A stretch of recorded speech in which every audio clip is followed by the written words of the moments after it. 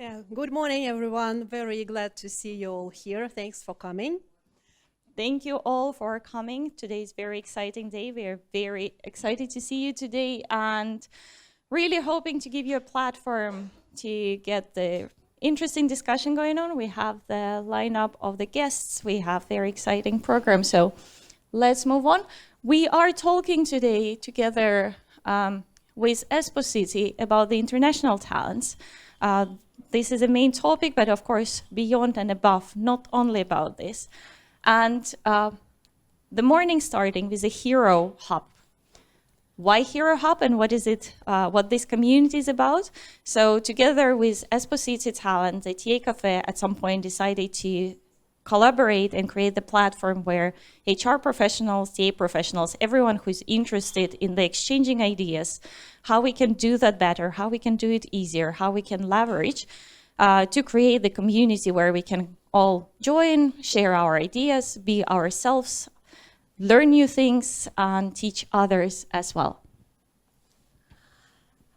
Yes, basically this community was created, as Lumi has mentioned, in order to make us join, communicate, overcome some challenges together. And I'm very glad to have Talent Acquisition Café as a partner because Lumi has quite a lot of experience in talent acquisition and managing talents. And City of Espoo is happy to support this community and provide all opportunities to employers, especially emphasizing diversity, inclusion, and opportunities for international talents to find their career path here in Finland. So Espoo Talent Hub is part of City of Espoo, and we organize a lot of networking events, recruitment events, for example, as today at TalentMatch. Also, we provide career supporting services, and all our events and services are always free of charge, so please feel free to reach out and use what we do. Some services are really worth using. So if you would like to join our newborn HeRoHub community, you can screen this QR code, fill in a short questionnaire, and you will admit it to a closed LinkedIn group that is designed only for HR, talent acquisition, and people operation professionals. Why we do so, we would like to create some close, safer space for everyone to discuss professional topics. So today we will have a program. Basically, in the morning we have 3 keynote, then a networking coffee break, then a panel discussion, and a lunch. So that's our plan for today. Maybe I would love also to mention that we have a couple of online participants. Thank you, those who also joined us there. If you weren't able to come here, so I hope in the future we also can do more inclusive events as well, that more people can participate. And we are all coming from very different backgrounds, but we are all standing for the psychological safety and for comfortable communication. So we would love to set up the stage and remind as well that it is a safe space. So when you're communicating, when you're sharing ideas, we would love you to bring yourself up. But at the same time, be mindful about people around you. Do not presume things. Do not, when you're making statements, think a little bit as well how it would be taken by the people with the different backgrounds and the people from the different companies. So for that, we did created a small safe space slide. So please feel free to read through, but there is, of course, a little bit more text there. The ground basics are being mindful, being respectful. If you notice something, please do alert us. We are here to support you and, of course, to try to make this space as comfortable and as safe as we can. Yes, and one just practicality for today. Please, if you would like to ask a question, first raise your hand and our staff will bring you the microphone, because otherwise you will not be audible, especially online. Thank you. And we are good to go. Our first speaker is Riikka Loisamo from The Shortcut, and I'm very excited to welcome her on the stage with a topic, Immigration is National Interest, how to change Finland for the better with the help of international talent. Thank you. Very good morning, everyone. Maybe I just take the clicker, please. Thank you. Thank you. It's absolutely amazing to be here. Very thrilled. Thank you so much for all the organizing parties for inviting me to join this event. Good crowd, maybe also online. Good to see you. Good morning there as well. The keynote topic or the headline for today is really that how immigration is a national interest for Finland, how we can change Finland for the better with the help of international talent. Something that you might have seen on the streets already. We'll be talking that shortly. Just a few notes about myself. Who am I and why am I doing this? I'm a Finn, born and raised in Helsinki. But however, I always knew that I would be very much like to have kind of an international career. I was very curious about different cultures. Already when I did my high school studies, I was working in Tokyo one summer. And then I realized that, wow, there is, world is quite bigger, quite a lot bigger, and quite a bit different than what is Helsinki only. And hence I embarked my economic studies. I studied at Aalto University, and during those studies I did exchange studies in Taiwan at NCCU. Then I also did law degree in the University of Helsinki, and then I always thought that yes, it would be amazing to also be able to work abroad. And with economic degree, it's quite easy. With law, not so. And hence, after all the graduations, then I applied for the National University of Singapore, and then I did my common law studies there, master's degree in law.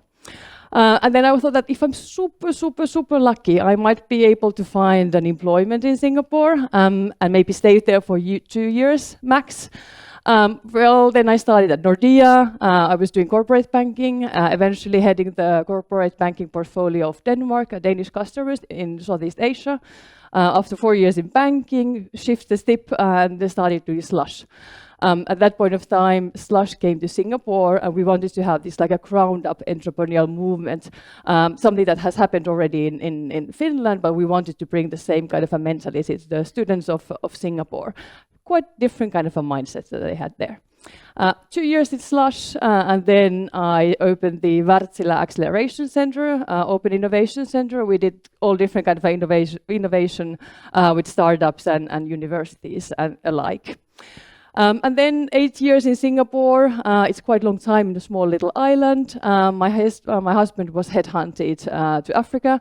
We moved to Kenya. I was there 3 years working in a technology startup as their country manager. And now we've been 3 years back in Finland because of family reasons. We have 3 small kids. We wanted to bring them here closer to the grandparents so that they can also build that relationship. And I'm really happy that for the past 1 year, I have been now with the Shortcut, which is basically all about bringing diversity to Finland. I was thinking that maybe I don't want to leave Finland for the 4th time so soon. So instead of leaving again, maybe we could do something about this country instead. That brings us to the Shortcut. So who we are a non-profit organization owned by Startup Foundation. So we have the same owner that with Slush, Maria 01 and Junction. It's a very small but also very diverse team. We have people from 6 different nations. There's a good gender diversity, but what I'm super happy about is actually our age diversity. My youngest colleague is in his 20s, and my oldest colleague is here 70s and a little bit over. Let's not say, but I think that this basically it is just showing the great wealth that comes with different kind of diverse groups. And I think that this is actually the reason why we have been managed to pull off things pretty well together, despite the small size. Our mission is really, whoa, that's small. It's actually bigger. I don't know why that looks so small on this side. But we really believe that the professional integration is a game changer for making Finland globally competitive. So these are just some of our impact numbers. So basically, we have been existing now for the 9 years. we do different kind of a corporate entrepreneur programs. We do career coaching programs. So over 80 companies have been coming through our programs. More than 700 people have found employment. And here are some numbers on our community that we serve. Basically, these are people that have been going through different kind of programs that we run. I see some alumni here actually as well, which is absolutely amazing. And what we do is that we do work both with the private sector and with the public sector. On the public sector side, that we've been participating, for example, on this Työsi program. It's a really big long-term program where we help long-time unemployed people to find employment in Finland. We've got really good results. 40 to 50% of those people who go through the 3 months coaching period have actually managed to find a job after going through the coaching. Is absolutely brilliant. I sound a little bit like Trump. It's absolutely brilliant. With Google is funding our entrepreneur program that's called Spark. It's targeted for the immigrant women in Finland. Likewise, 3 months program, really good results. Up to 40% of the ladies going through that program have actually founded a company. Absolutely brilliant number as well. With Supercell, we do, for example, career coaching for their spouses. You all know here that it's a really big problem. It takes a lot of time, effort, and money to be able to attract foreign talent to come to Finland. However, if their spouses don't find suitable employment, it's very big chance and likelihood that the whole family will go back. And that is something that we've been doing with them. A lot of other partners as well. We've been doing a bit of a survey. This one is a really small one, but I think that you all know about this. The biggest problems for international talents to find their foothold in Finland. We kind of think that the two first ones are something that is more difficult for us to change. The language requirement is one of them, and then the economical downturn. We just know that how the economics has been for the past few years. It's not easy for the Finns to find a job either, but I think that this is something that is picking up. I truly believe so. However, then we found out that basically the two latter ones are things that we can have a say. First of all, the attitudes among the companies and the HR professionals. This is something that many of the international talents actually brought up. This is a really big issue that they don't even get into the interviews because of their names or the CVs or how do they look like. And then, of course, another one is lack of networks. If you don't know people, it's very difficult to find hidden jobs opportunities. And then at the same time, we also think that, like in Finland, after we've been doing this work for 9 over years, so we know that the talent is amazing. All these international talents, they have a really good background. They would have actually a lot to offer for the Finnish companies and the Finnish society. However, they still don't manage to find their job. And then we started to think that maybe it's actually nothing to do with the talents themselves. Could it be actually that the problem is on the other side of the table, which means that the employer and the decision makers on the employer's side? And that's why we last summer started to think with the team that maybe we should actually do something a little bit bigger. If we really want to increase our impact that we have been able to create until today, maybe we then have to start changing the mindset of the employers and the Finns in general, because basically it's limited what we can do. And then at the same time, we are in a really weird situation where Finland as a country is diminishing. We know that our population is getting really old. The birth rates are really low, which just means that basically we will run out of doers in a very quite near future. At the same time, also the current public debate regarding the immigration is quite negative. You know all that who is our current government, what are the pieces of legislation and the changes that they keep on proposing all the time. All this kind of a negative news do have an impact, even though the law would not be changed as of today, but basically it's a message that it's sending for the people. We also know that there are some companies, that there are some industries that have been trying to bring up this issue, and some unions too, who have been trying to really promote this issue, like people to understand that this is the really important thing for the, for the success of the Finland in the long term. But we kind of feel that like as long as it's a one company or one industry only trying to talk about these issues, it's quite often regarded as an employer branding problem.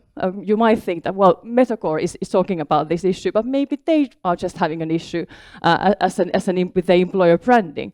And basically the general public then fails to understand that this is actually a structural problem that we have in Finland, systematic problem.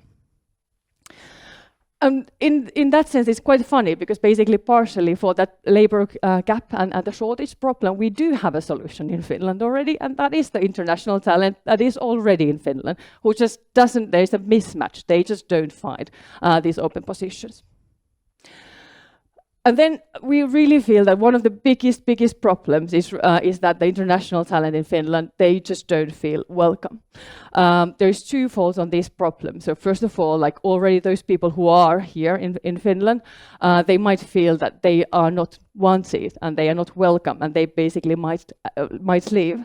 And then another problem is actually with the attraction side. So basically when the international talent in Finland tells to their families and their friends at home that how is Finland actually being perceived towards the international talent, that is also really hindering us to be able to attract the talent. And hence we thought at the shortcut that we really need to tell a different kind of a story. Because the fact is that the behind, like the background, the history is actually the history of openness. We have always had a lot of foreigners coming to Finland to work on different kind of we have the fuzzers, we have the fiskars, there's many different kind of families who have actually come here in the past and brought us a lot of good kind of a talent. And hence we thought that we want to change this narrative, altogether. We thought that we need to bring together different kind of actors from the different fields of life, meaning that we have universities of higher education, we have unions for employers, employees, we have high-tech companies, we have low-tech companies, we have other kind of societal actors. And if we manage to bring all these different parties together with the same message and bringing up the same knowledge, then basically we will be a lot more powerful, a lot more strong. And hence I'm really happy that 2 weeks back we launched this nationwide campaign that is really aiming to change the attitudes towards the foreign talent who is in Finland. You might have seen us on the streets and media already, and yesterday we had the media launch event as well. And after this 2 weeks ago, we went live, and already this week there's more and more parties coming in. So currently we are 25 actors. By the end of this year, who knows how many we will be? Most likely a lot. These are the myths that we really wanted to bust. We know that the really big problem that we have currently is that this immigration discussion is quite a lot based on myths. There is certain myths that keep on repeating and repeating, even though nobody even knows that where are they really based on. One of the really big ones is, of course, we don't need immigrants, because there is unemployment. It's very high in Finland. But how about there is quite a big mismatch between these two? And then at the same time, we know that already in 5 years' time, Finland will be short of 130,000 employees. Obviously, we need help. There is also this misconception that immigrants do not work. And it's actually quite funny because immigrants do work if they manage to find employment, but then they are also entrepreneurs who employ a lot of other people. So basically, entrepreneurs, foreign-based entrepreneurs, are employing 27,000 people in Finland as of now. There's also the general misconception that people move to Finland just to get those social benefits that we have, which is also rubbish, because then we also know that the foreign entrepreneurs who are based in Finland are generating 4.3 billion euros in revenue only for those companies, and not to mention all those people who are working here as an employees and then also are generating on our tax base. It's also really funny that we fail to understand as a society that when we talk about innovation, R&D focus, 60% of the patent applications filed in Finland, there is at least one foreign-born inventor. And lastly, there is depending on different kind of sectors. For example, on mobile game sector or gaming field, 30% of all the employees are actually foreign-born. I mean, we could never find all these people in Finland, never. And hence we went live with the campaign, and it was a lot in the print media. We were on the front cover of Kauppalehti, on the back cover of Helsingin Sanomat, we were in the HPL and the Vasabladet as well. We did a lot of out-of-home marketing advertisement, which went for, it was supposed to be for 2 weeks, but it was so successful, so JC Deco just keeps on rotating it all the time, which is absolutely brilliant. We're really happy for their support as well. What we are also doing, that we are writing together editorials. We think that our voice will be so much stronger when we can actually bring together this kind of players that usually maybe do not collaborate. We write editorials. We've been in Kauppalehti, in Talouselämä, in Kaleva, and only this morning there is the main editorial in Helsingin Sanomat that is all about the campaign. And that, to me, that speaks volumes. What I'm personally the most amazed about is actually that the how we have been perceived by the international talents themselves. We've been told by many that they have been here in Finland for years or even tens of years. And this is the first time ever that they feel like that they are being recognized as an important player for contributing to the Finnish society. And for us, as a shortcut, I mean, this is exactly the message that we wanted to get through. What happens next? Very small, I see again, but basically this work will continue a lot longer. So basically now this is a campaign that is ongoing for the year of 25, but of course, like, our internal target is in the year 27, when we know that there will be the next parliamentary elections, and there will be a new legislation concerning immigration as well. There will be a lot more advertisements and marketing campaigns coming as well. And in addition to that, we also collaborate with bigger events that are happening in Finland. You will hear a lot more about them very soon. Then on the other side, so basically when we did this survey, we identified that the two really big problems that we could do something about was, one of them was the attitudes, and then another one was the lack of networks. And hence we were starting to think as a shortcut as well, that what is it that we could do on this matching problem? How could we help the companies and then international talents to find each other? And we came up with a career academy that was actually also launched this week. So what we do with the academy is that we are combining like all the different components of things that and work that we've been doing in the past. So career coaching, entrepreneurship, and different kind of training programs. We continue doing the entrepreneurship programs. Actually, we just secured some extra funding. So we're going to do also sales acceleration programs. 2 weeks program targeted for international entrepreneurs in Finland. And then we do business academy, the career academy, which is then more about the skills development and helping people to find the employment. We just opened the registration. We had to close it quite soon because there was too many people applying for it. So now we are running two first like MVP pilot programs this spring. It's a cohort always for 30 people, ongoing for 4 weeks. And what we really want to do here is that we focus heavily on the network creation and helping the international talent to find hidden job opportunities. The whole idea is that we do this in collaboration with companies. We don't think that in order for us to add value the most for the Finnish society and for the talent themselves as well, the curriculum is co-created with the companies. There is a lot of company visits, company excursions as well. Idea being that these first 2 cohorts this spring are industry agnostic, but then after the summer we start to do cohorts that are specific for certain industries. Everything that we do is always cost-free for the participants. We are a non-profit, which basically then means that we are doing funding our operations with the help of partners and sponsorships. And these are the ones that we are looking for as well. Tiny again, but what we're looking for now is of course entities. New entities are very welcome to join the campaign. As mentioned, this is ongoing for a really long time. People are coming in as we speak every day. And then we're also looking for partners to collaborate with on the academic side. That's it from me. Thank you.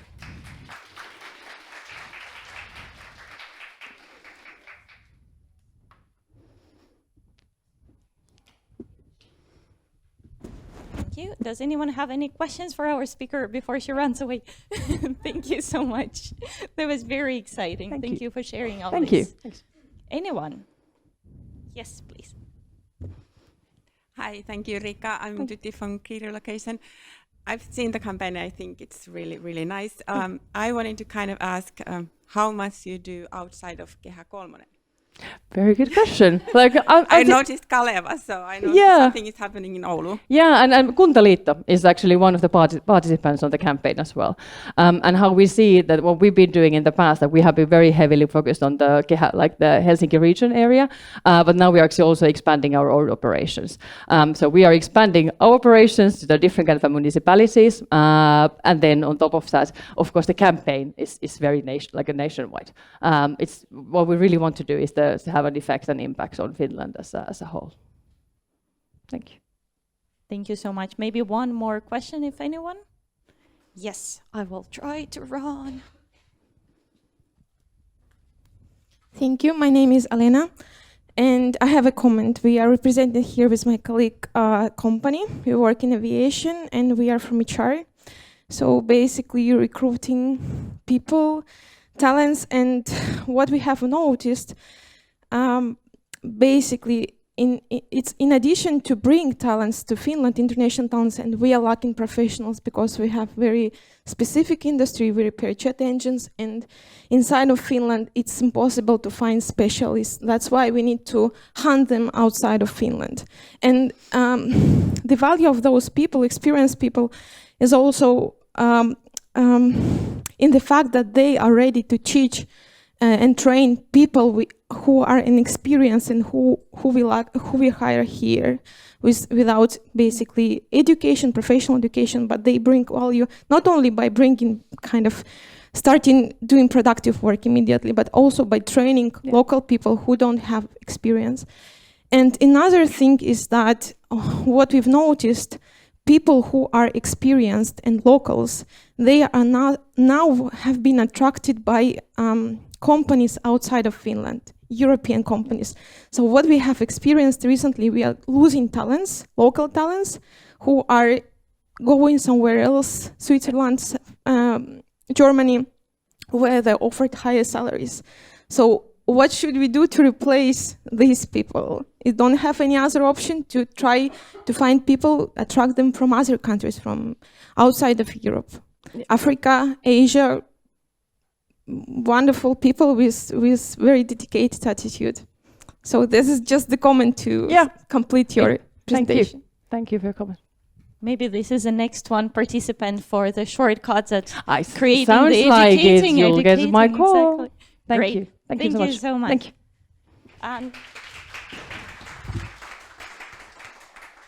And now we would love to welcome, without further ado, our next speaker, Tatiana.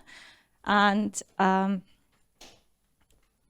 we actually would love to address all the worries that have been shared with us with the research. And we will start actually with Tatiana, who has a background in organizational therapy and psychology, and she will share thoughts how from the leadership we can address it and move further. Thank you.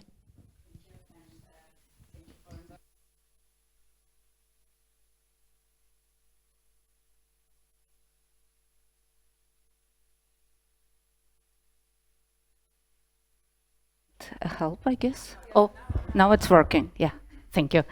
Yeah, thanks for inviting me here, and I'm happy and honored to be here. My name is Tatiana, and I'm psychotherapist and also organizational therapist. Just getting back to Riikka told, I'm also a migrant here. I moved to Finland 5.5 years ago because my husband is Finn. But I'm super lucky because most of my work at that point already been online. So my clients, those being people who live in different countries, mostly in Europe, but also in USA, Australia, and other places. So it was easy, and it also very helpful at Corona time also. Here is my team. I also work as a part of a Top Point company. We're an international company now. Most of us have a degree in psychology and psychotherapy. And about 5 years ago, we wanted to develop, because being a therapist is pretty lonely work. You even cannot discuss anything from your work with anyone. So, and we were thinking about how we can use also our other talents, and we realized most of us have some experience in business, in entrepreneurship. Some of us worked before in big international companies, and we decided to start a business psychology company, and to work with people, but on more wider level. And it's exciting, of course, experience. Here, just a small part of our company, of our team, where I think there are 15 of us, and we live in different countries, some here in Finland, some in Spain, in Russia, in Slovenia, Slovakia. Andrei works from Thailand now, and we work mostly online, but we also can come on place and work on site with people and with companies.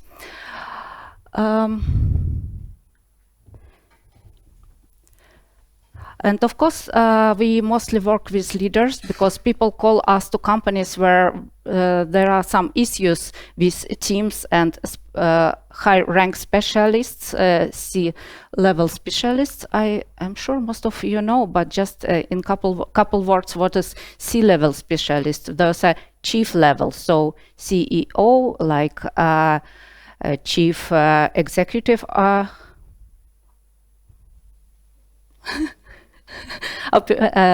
Officer, chief executive officer, COO, chief operating officer, chief financial officer. So those are high and middle-ranged managers, leaders. So those are people who we work with. And so we usually come to the company where is long-term issues like burnout, loss of motivation, conflict. So people just dismiss, or a big turnover of people. And of course, again and again, we notice the same pattern and the same things in the company. And one of those is the gap between words and reality. Nowadays and last years, we talk a lot about humanity. But if I ask you now, if I ask you to remember your 5 or 10 conversations at your workplace, what they've been about, what was it mostly? Was it about work tasks? Was it about deadlines or working issues? Or was there something about what you need, what motivates you, what helps you, what support you need? I don't know. What you... did you ask someone, or did someone ask you about it? What you remember about it? Do you remember such cases? Just could you show me? Okay, it's not bad statistic. 2, 3 people, yeah. So 4, yeah. So it's actually a problem because we often reduce people to their, functions. To KPIs, deadlines, to some figures, to some things needs to do, but people work with people, and we can't ignore it. And even the best, the brilliant strategies would stall if we don't know what other people need or what's going on with them, and if we're gonna ignore it again and again. What we also know about C leaders. There's people who are more who are very ambitious and very strong, but I don't know what do you know about it? I know there are a lot of HRs here. What challenges usually they face this in organization? What could you give me a couple examples? Yeah. Yeah, right, yeah.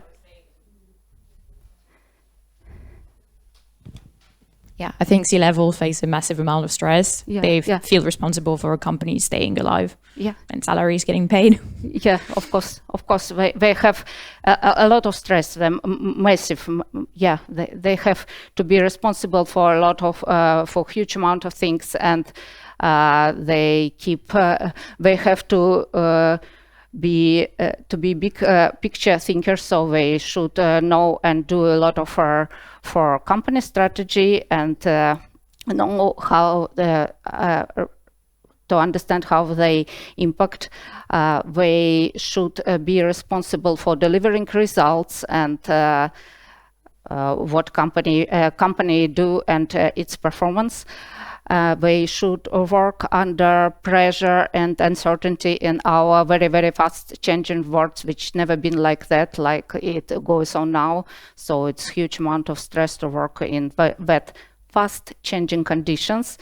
And they also should be very good in communication, because they always have to align company goals with their team dynamics, to be aware of what's going on in my company, what's going on with my people, what they want now, what they need now.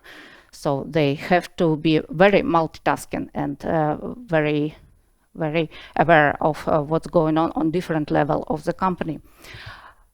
And usually it's also people whose basic needs are already met, and they need of much more higher level of needs and demands, like meaning, impact, and recognition, and which is what really they interest in them, which drives them a lot.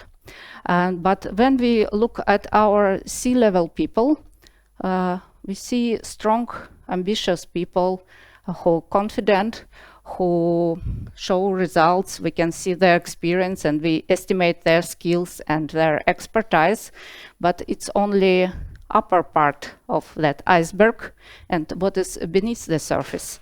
Beneath the surface is the personality with its beliefs, desires and values, with motivations and of course personal traits, and which is the real drivers of people choices, people steps, and what a person wants and what the person needs. So, and if we're gonna ignore for a long time people's value and personal traits and personality, some special things for a person,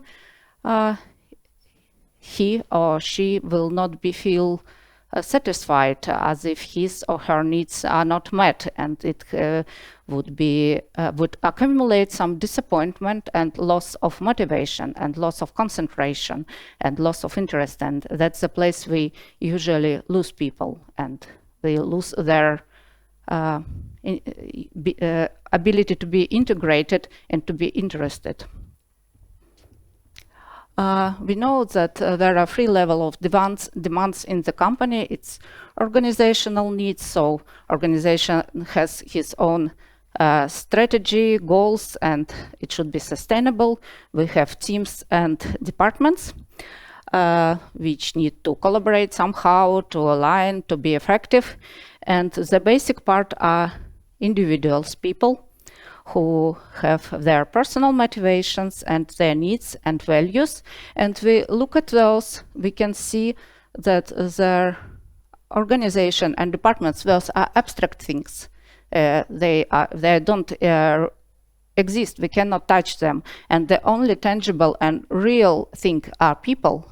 And it's something very real, and in the basic of everything, it's something that unites all 3 levels in it. And if we want some long-lasting progress, we have to know what our people live this. And if we're gonna ignore our leaders, our management, it's not just about losing interest of people, it's losing interest, we lose energy of company, because those are people who bring energy to our organizations also. When we come to the company, the first thing we try to do to estimate what's going on with people, what they need, because usually they already have some long-lasting problems or pain or issues, and we should find that break point. And of course, when we start to work with leaders, these managers, and to estimate what's going on with them. And we use some proven tools. So maybe most of you know Hogan assessment instrument, which is a huge questionnaire for hundreds and hundreds questions, and it helps really much, and it's proved itself as very reliable instrument to know more about people's values, deep drivers, about what motivates them, and also about their risk zones. So what doesn't help them in stresses, in difficult situations, then they don't feel enough supported, when they don't feel realized. So it's also important place to know they are their risk zones. So we come there, we try to use tools, and we also to organize some interviews. And at the end, our number one target, it sounds very simple, to answer the questions: what keeps a leader motivated? What drives our leader? What fuels his engagement? What helps him to be involved, to feel needed, acknowledged? And also how to align his personal talents, his personal needs, or his personal demands with company's goal. Because every person can be very useful and very productive when he or she realized, and then he feels totally, mostly satisfied with his work. And for sure, most of us, we have the same desires and demands, but in different points they can change. Some people have the prioritized values the same for many years, and others can it could change with years. For example, when I was a single mom of two, my number one value and my number one demand was stability. And of course, I would choose circumstances which could deliver it me. And now then my kids are grown up and I have a lot of opportunities to be free. My number one is interest, it's enjoyment. So I can choose circumstances, I can choose environment which brings me little, less stress and more place and space to feel good and to feel realized. So, and we should see what is the most number one values and drive for a leader right now. Is it recognition? Is it balance? Is it some visible impact the way he can influence? Or is it enjoyment? Or is it number one to feel good and to work at the place or with people or in teams which are really easy to enjoy? And we work a lot with HRs, of course, and we cooperate a lot. And here are some things. I'm sure it's not nothing very new or special for you. We usually recommend HRs to use in their day-to-day work with leaders, like coaching, team strategy session, well-being check-ins, and peer circles and mastermind.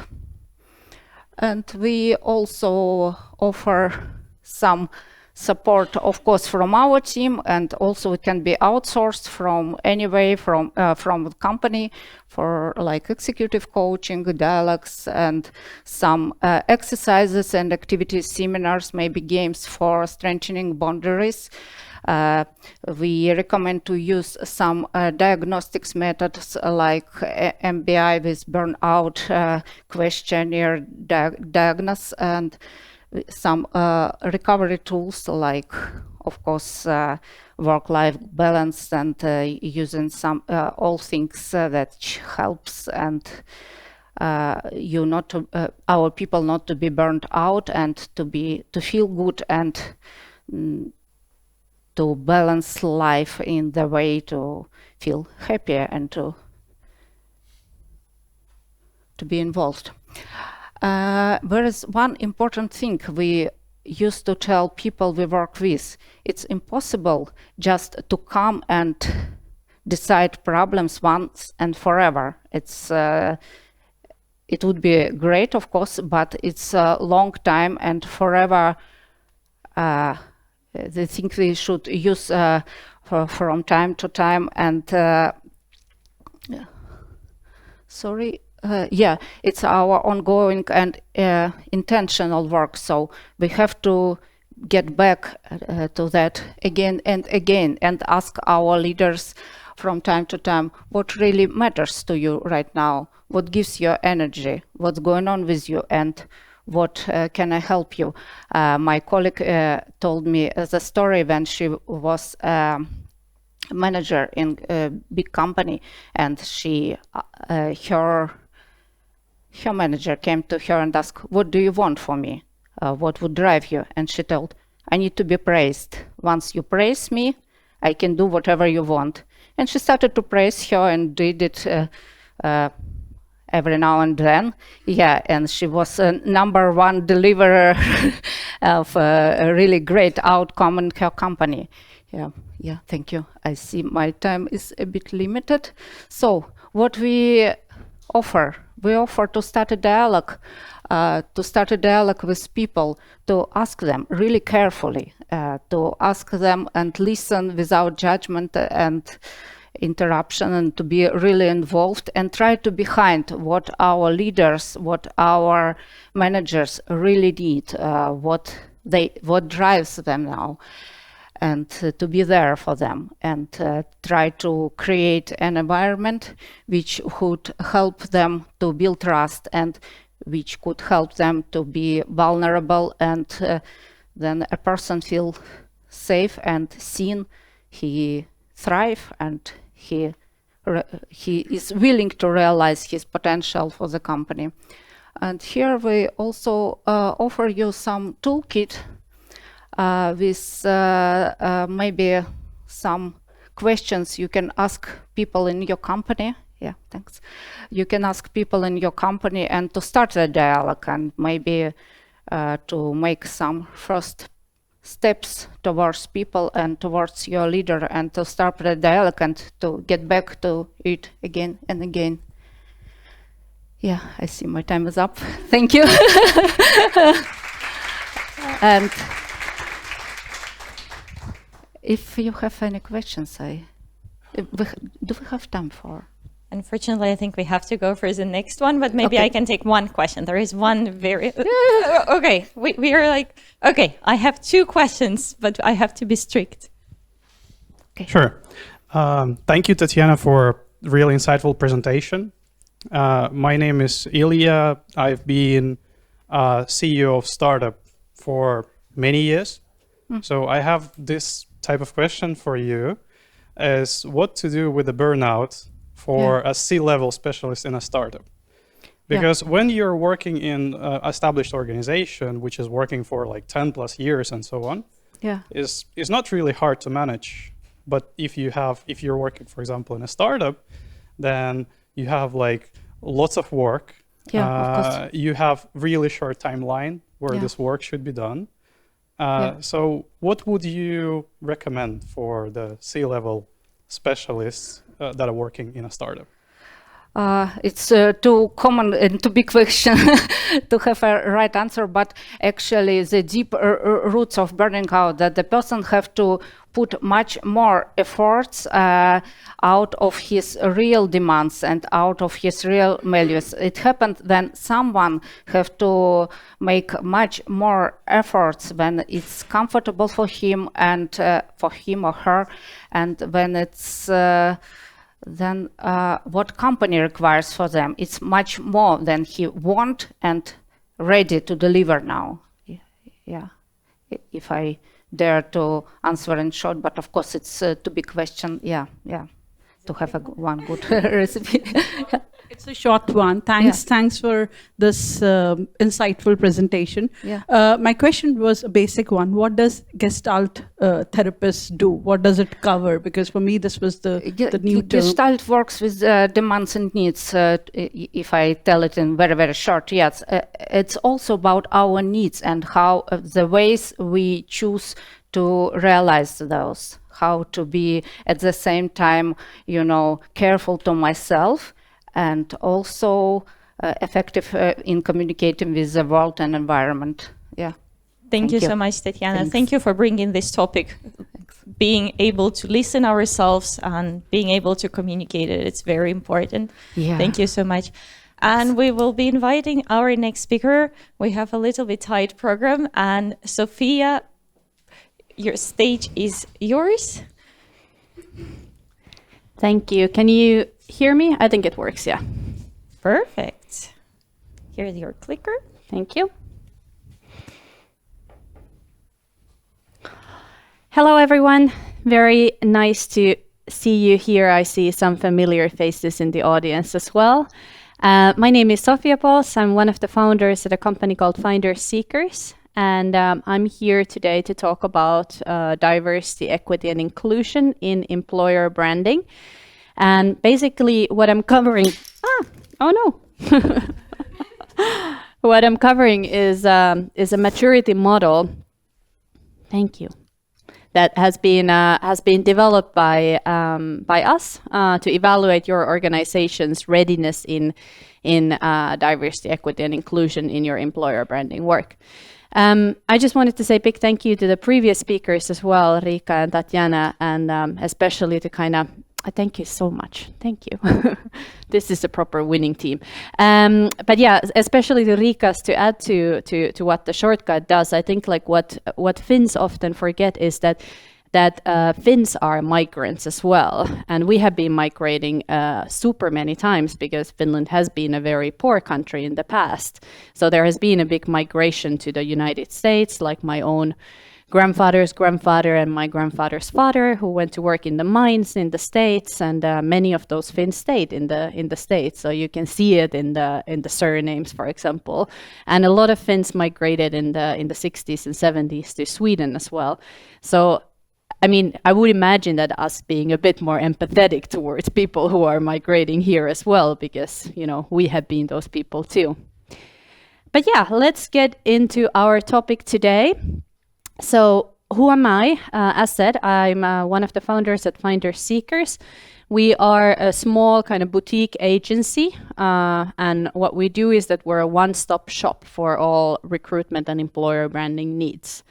Our home, or our kind of like the base where we come from, is from technology and technical industries, and especially IT. But nowadays we serve multiple different companies and across Europe and also globally. I'm a human and a dog mama. Normally I put a picture of my dog, but this time I wanted to put a picture of a wild horse in Georgia, just because it was a really magnificent experience to see a wild horse running in the mountains in Georgia. Yeah, really amazing. And my co-founder is also my husband, and then we have a third person. And everyone always asks that third person, like, "Are you crazy to go and found a company with a couple?"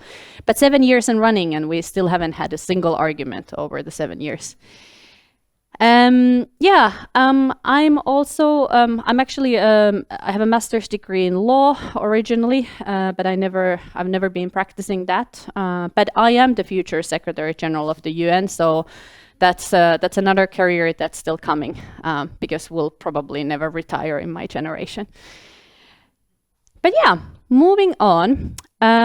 So what is diversity, equity, and inclusion in employer branding, and why is this an important topic?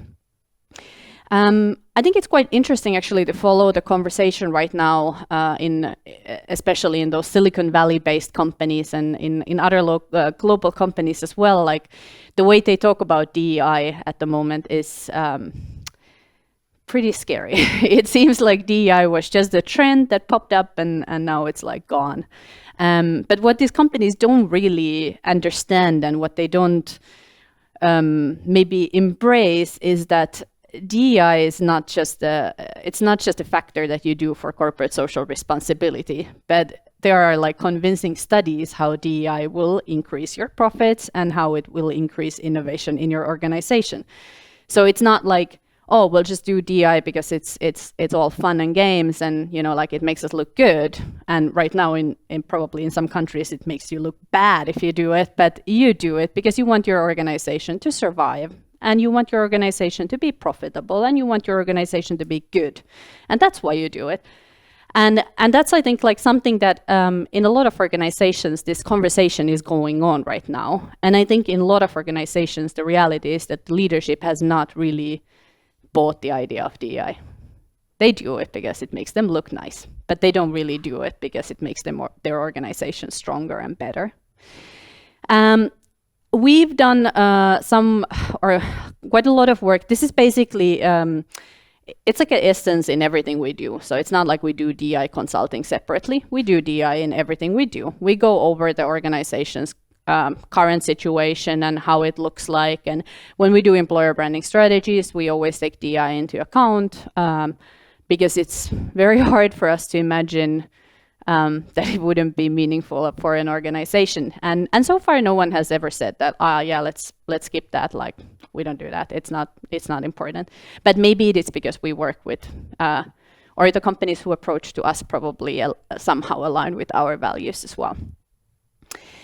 So what is DEI? What is it in the workplace? Just brief overview. So diversity means that we're different. Like Riikka mentioned about the shortcut and like how people are different. It might be age, gender, your background, your education, like multiple different factors. There are visible things and then there are less visible things in diversity. Equity, on the other hand, is basically making sure that your processes or the opportunities are provide the best possible outcome in a way so that, like, you know, some people might need more in the organization, so you might support them a bit more for them to advance. A good example is, for example, female leadership programs or different kinds of programs for underrepresented people. They're not so common in Europe, and that's mostly because of our history and legislation that we want everything to be very equal. But for example, in the States, it's quite common to have, like, for example, female leadership programs, because they might need extra support just based on kind of like whatever your background might be, or your educational background, or whatever that might be. And then inclusion, which is basically the feeling that you have, that you feel like you belong, you can be yourself in the organization. That's what inclusion stands for. So, is it very small? Okay. Well, everyone, you can either come closer or you can come and take a picture later. Anyway, so this is the DEI model that we have been developing in our organization.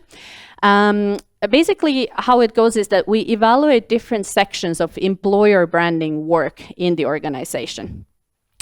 We have the different things. Employee experience, which is the number one thing. So employee experience is something that we always start from, obviously, because employer branding work is really just basically communicating your employee experience to the external world. Then we have strategy, we have data, we have content and career site, we have marketing and PR, we have employee advocacy, and we have events. And then we have 4 stages. So we have the beginner stage, we have the basic stage, we have the intriguing for underrepresented people, and we have the magnetic for underrepresented people. And when we do this work with our clients and organizations, we always just go through every single section here and analyze, like, where do they think they are? So what kind of elements do they already have in place, and what is still missing?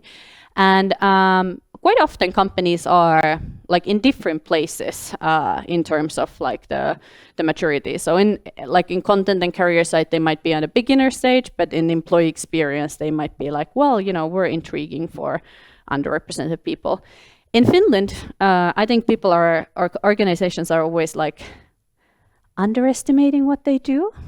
And in some other places, they're maybe like overestimating what they do. So in Finland, it's typically like, oh, we don't do anything. It's like, but yeah, like you have this great program to promote leadership for everyone and getting like individual coaching like that is part of DI actions. They're like, oh yeah, but I don't know if it's like, it's not like a massive thing. We never communicate about it. And then you're like, well, why don't you?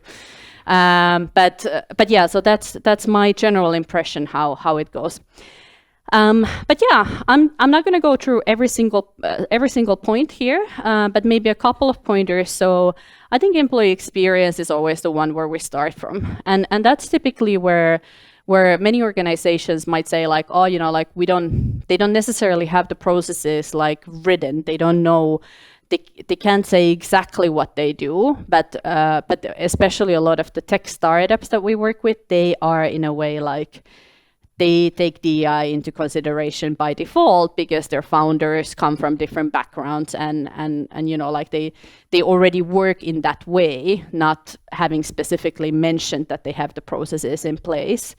But then there are also multiple companies where we go to very basics and ask like, oh, you know, like your employee experience, it looks like your leadership is all Finnish speaking. And they're like, yeah, we definitely require Finnish in the leadership. Like it's just so important. And you're like, okay, so you have a lot of like non-native Finnish speakers on different levels and on kind of like the professional level, but why can't they not access the leadership? And they're like, yeah, but it's because it's like, because of what? Because. And you never reach a conclusion like, what is this because you do it? But so if we start from the employee experience, the beginner level is that they have identified the need to support underrepresented groups, and that might be anything like saying that, okay, like we have the well, from the very basics, like, okay, like we are 5 males, Finnish males in this organizations, like maybe what we need to do right now is to widen the perspective a bit and discuss, like, you know, who should we hire, or then this might be that it is already an international organization, or it's already an organization that has like a lot more employees, and they're like, well, you know, like actually we do realize that we have some underrepresented groups who could benefit from having, for example, a community around them. So it might be like a very typical one in Finland is like, for example, women at Kone or women at Metso or LGBT community in a certain organization, or it might be like the like whatever that might be, like the like they recognize that maybe some of the older employees would benefit from having a community or whatever that might be. And then the basic level here is that we have a sense of belonging and inclusion, and it's seen as a foundation for diverse environment. And there is an internal discussion started on DEI. And this is typically the level that organizations are in, especially the past years. Like internal discussion on DEI has been started, it's ongoing, but there are not necessarily processes around it. There's not necessarily a strategy around it. It's not necessarily embedded in their way of working. On the intriguing level, the underrepresented peer support groups exist and they participate in employer branding.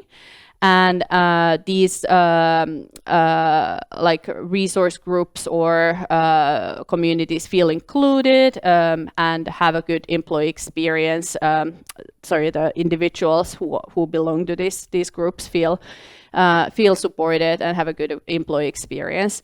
This is typically the level where you already have a little bit of like maybe pulse surveys or DEI specific surveys that measure this specifically.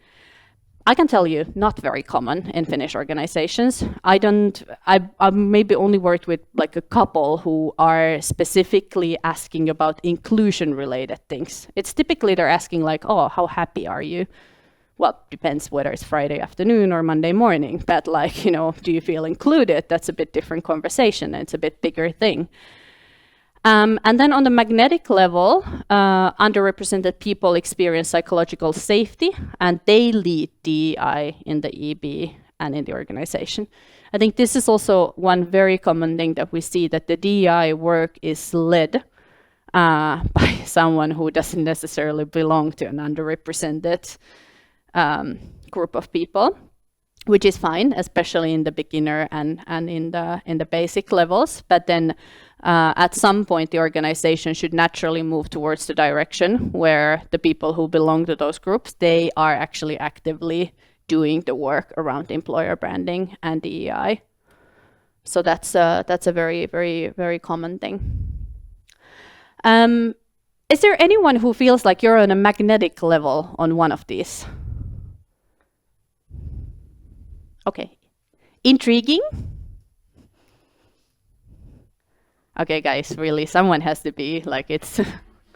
Now you're the typical Finnish organization. Oh, we don't do anything.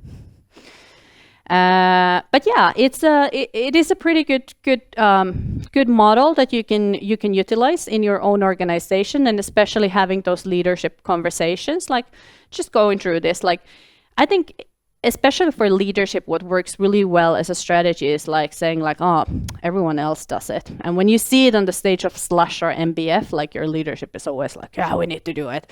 So everyone else is doing it as well. Or then kind of using a model where you can clearly showcase that, hey, you know, we're on a beginner or basic level. I don't think any organization wants to be on a beginner or basic level. They typically want to be on the higher end of things. So it's a very useful model for that. Good, but that's everything I wanted to share today. Do you have any questions anyone would like to ask? There are a couple of questions here. The microphone is coming.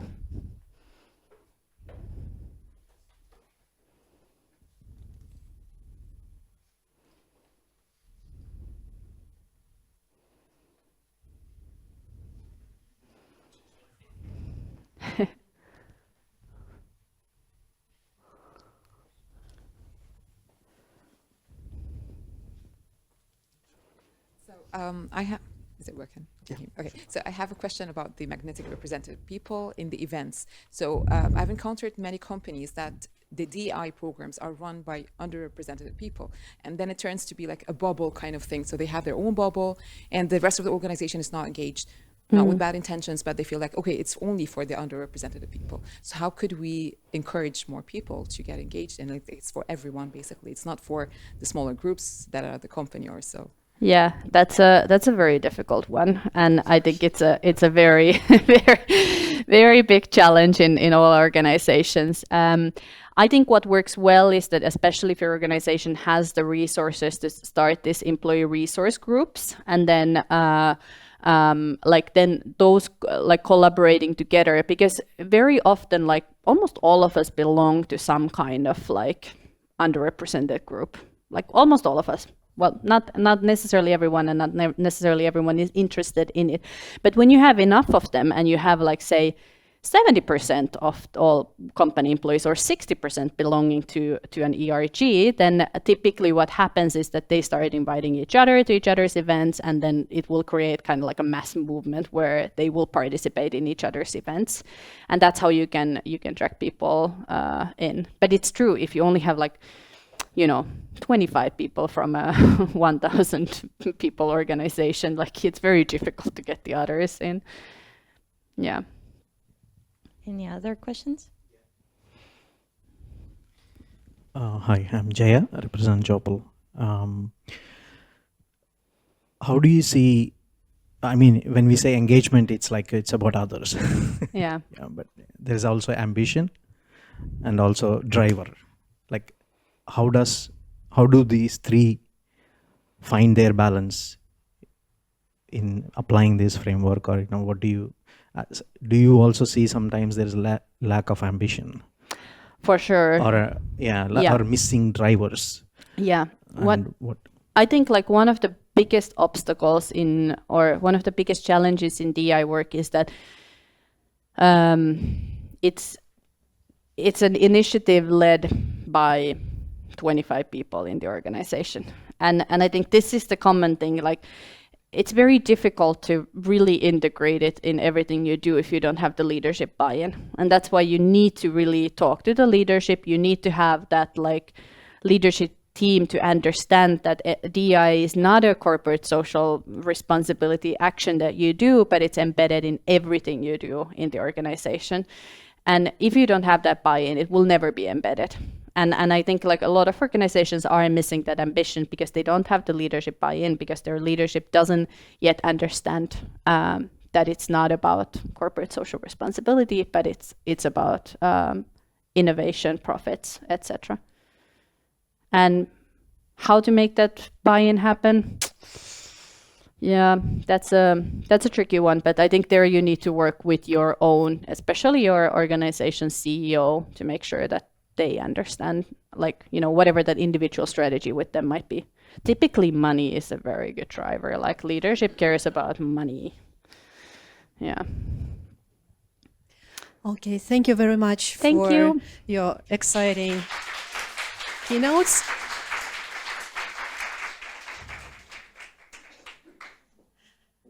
Yeah, and now it's time to switch to a small coffee break. Actually, we have time until 11:10 when the panel discussion will start. And when you were registered, you received these color stickers. The idea behind is to make people meet each other, know each other better, and connect over the coffee break. So the instruction is pretty simple.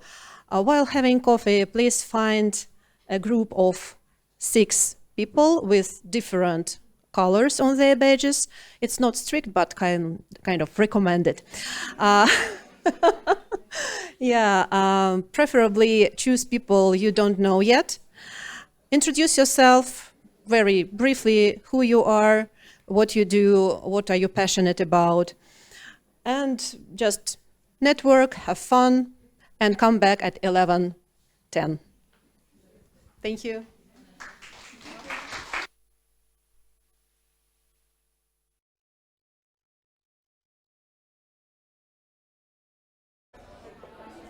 And while we're getting ready, I hope everyone found their groups. Did you find your colorful groups? Was it successful networking? Good, good. Great, I hope so far you enjoyed the day. And I personally did pick up a few things for myself that I will be reading after a bit more, and also maybe trying on our C-level leadership. Let's see. My stakeholders will be very happy for me coming experimenting on them as well. And well, we're moving forward to next part of our program today. And the next one will be the panel discussion, where we actually will talk how we move from policies to actual practices. We have our guests and we have our amazing moderator, Natasha, and I will just give the microphone to her. Hi, hello everyone from my side. So my name is Natasha, and you can see I have background in HR as an HR business partner and coach. And I want us to start now with the small mindfulness exercise, because it happened to be that on top of my HR background, I'm also a mindfulness and coach instructor. So now I want you to stand up for a moment.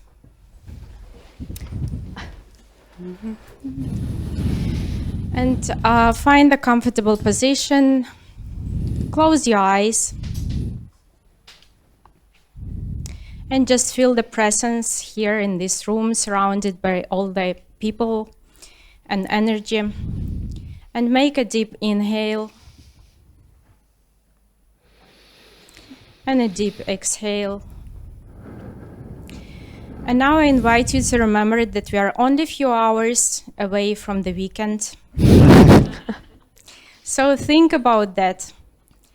And think about what you have planned for this weekend and what you're really looking forward to. So maybe it's some relaxing moments like long sleep, or maybe like long, slow coffee, or maybe your weekend is going to be full with some nice events and meetups. So I invite you to find this one moment that you're particularly looking for.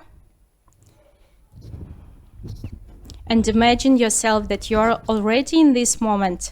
So look around internally and see and feel what is it around you, like what is surrounding you. And really try to feel that you're already in this moment and you really enjoy it. And maybe you find this internal smile inside of you, or maybe you will even feel that the real smile is touching your lips now. And now I want you to open your eyes with that smile and turn to your right and find the person, or not to, turn to your right and left. So turn to a person that is next to you and look into the person's eyes, and give this smile to the person standing next to you. And now turn to the other side and look into the eye of the other person, and so give your smile to that other person standing next to you. Okay, so thank you, and let's continue with these smiles on our faces.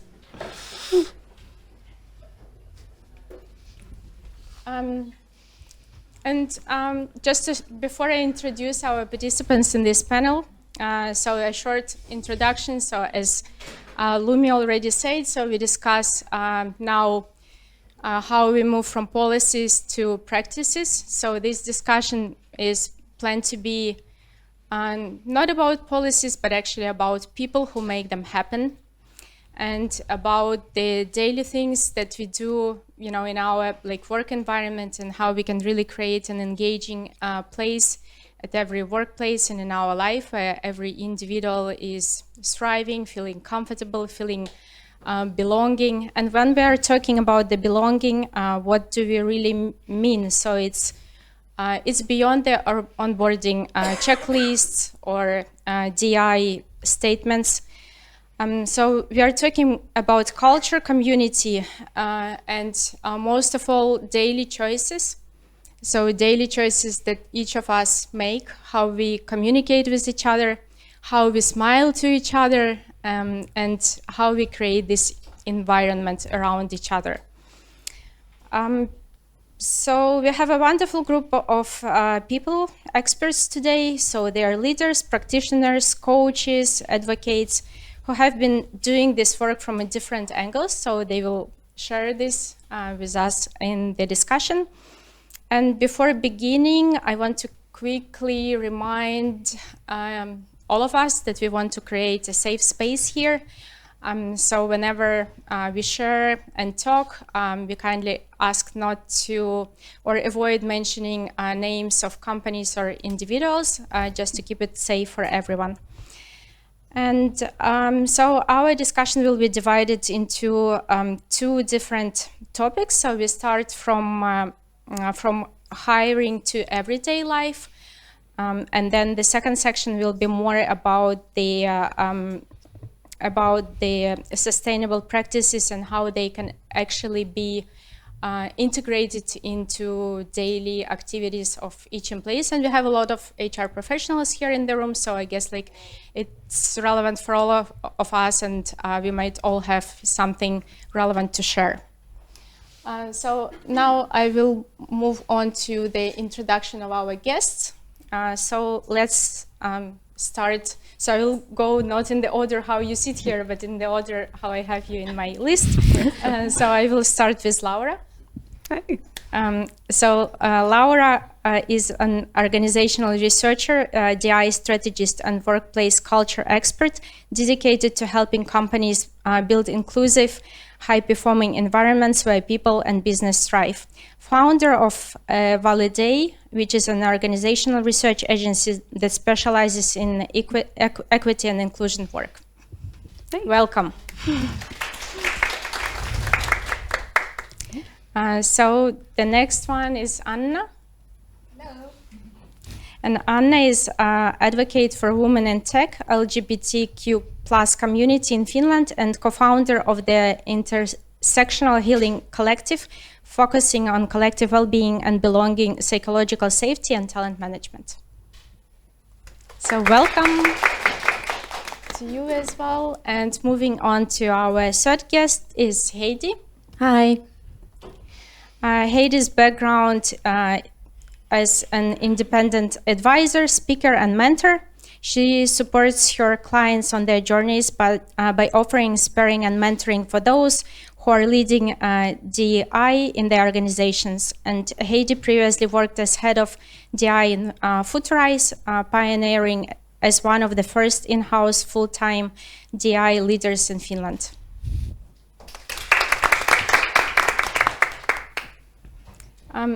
We also have Gianluca today with us. He is a talent acquisition expert and career coach who works closely with job seekers, particularly with international backgrounds, so international candidates. Hello. Hi, welcome. And last but not least, Pihla.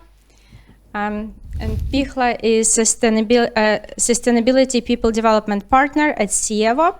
As Sievo's in-house DI leader, Pihla works cross-functionally to embedded belonging into the aspects of the employee experience with a strong focus on international hires.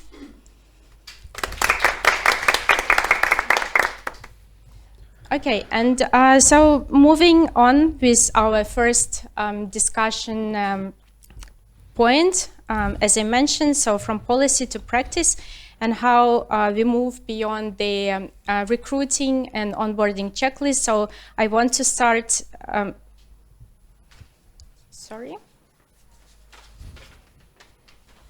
want to start now with Gianluca, as we are talking about recruitment here. Yeah. So you work closely with international job seekers. What are they telling you about their onboarding and early experiences in the companies? What feels truly inclusive and what still feels like a checkbox? Yep. Thank you for the question. Happy to start. Well, I've been working over 1.5 years international. I've been living in Finland for 6 years in total. So I've heard many stories. Some are really great. Some others are not really that great. When it comes to onboarding, I think it's important to consider that onboarding is not just learning tools, learning products and services of the company, team dynamics is much more than that. It's learning about the culture of the company, maybe also the culture of the country for newcomers. And also all small stuff, whether how to do a tax card, how to take a sick leave, all things that might be very known for people who lived there for a long time, but not for others. When I think of stories aspects of stories, common aspects of stories that worked, I would say there are maybe 3 main points. The first is structure, that always comes up a lot of times. So to know what's going to happen when you start a job, what are the expectations from you? What will be the first month look like? What will be the situation 3-6 months? That helps and make people feel at ease and not just wonder about what's going to happen. The second is social integration. People really appreciate to get to know other people from the company, whether it's organizing Teams meeting, whether it's organizing coffee chat, breakfast together, lunches, team bonding activities is a very crucial step in the beginning to make people feel they are part of a new group. And the third is check-in, whether it's from manager or team members, check how the person is going. Don't assume that someone will come to you and just say if something is wrong or if they have a question, but make sure you regularly check in with them and make sure that everything is going smoothly. One aspect that I would like to point out when it comes to onboarding of international professionals is that usually when they get to the point of getting a job, they're very much exhausted. We all know what's the labor market nowadays. We all know people face challenges, Finnish, non-Finnish people, everyone, and that's completely understandable. But also let's take into account that international professionals might be lacking professional networks, sometimes might be lacking personal networks. They face much higher competition with fewer jobs, and they're in a different country. So let's also take that into account when we onboard them and have that additional, maybe extra attention needed. Thank you. Do you have any additions from your experience? Maybe not from recruiting, more from onboarding side? One quick thought to expound on that. By the way, very good point. To expound on that, a lot of times when you said people are coming in and you're bringing in people. People think about if they're recruiting folks for their talent, you're bringing in actual human beings, right? And there are those human considerations. A lot of folks who are coming in from different countries, they're bringing in their families as well. And when you look at the things that are going to predict whether or not they're going to stay beyond that first year, it's actually going to be how do their partners feel? How do the other people in their lives, that their other dependents that they come with, how are they doing? Are they thriving? So even though it's not your job, it kind of is going to be your consideration about making certain that you connect them to different kinds of communities. You don't have to do everything yourself, but there are different networks that exist. There are different kind of programs that exist for like the spouses, for the kids. Kids are an important thing. That's one of the ones that's going to predict whether or not they're going to stay in even beyond the first 3 months. If they can't get a good daycare or good school for the kids, that's going to be a problem, right? So make sure that you have a list of people, have some connections, that you've already fostered that's going to help those folks get actually into the companies and, not have to think about, when I come home, it's going to be a nightmare because, I've left this mess that we haven't really sorted out. So if you have any resources, get those, compile those before, you bring the people on board, pass it on, and that can help them thrive when they go. Thank you. Any other additions? No. Okay, it's like a small follow-up question here is, what is one simple thing hiring teams could make tomorrow to ensure candidates, employees feel like they're set for success from the start? I think you mentioned some of the things, but maybe... yeah, I think I would maybe re-mention things said before, so structure, check-ins. One important thing that people always appreciate, and they told me, is to have a buddy system or a mentor in the company, whether it's to support them in their career in the company, whether it's to help them, as also Laura was saying, with other small things that might happen outside of the working life. That would mean a lot for newcomers and new employees to feel supported. And also ask always what people need. Ask if they need something, if they need any help. I said before, don't take for granted that people will just say, but show the support. That's a good point. So maybe start from asking first of all, and then create the things. Yeah, that's a good point. Okay, now I want to move on and ask a question from Heidi. What have you seen worked well as an experienced person and in L&D and business partnering? So what have you seen worked well in engaging and integrating employees with international backgrounds from the early days? Or what is missing? Yeah, thanks for the question. So I think the key is to really make sure that the person feels that they can be truly themselves and that they feel that they are being treated equitably to everybody in the organization. So in practice, that they feel that they get the same opportunities for interesting projects or interesting tasks. They have the same opportunities for growth, for learning. Obviously, salary should be on par with other talents who are kind of doing similar jobs or similar level. But then there's also, I think, some very concrete things. For example, the person might have a different cultural background or, for example, different kind of religious background. Am I able to take my own important holidays off, for example, from work?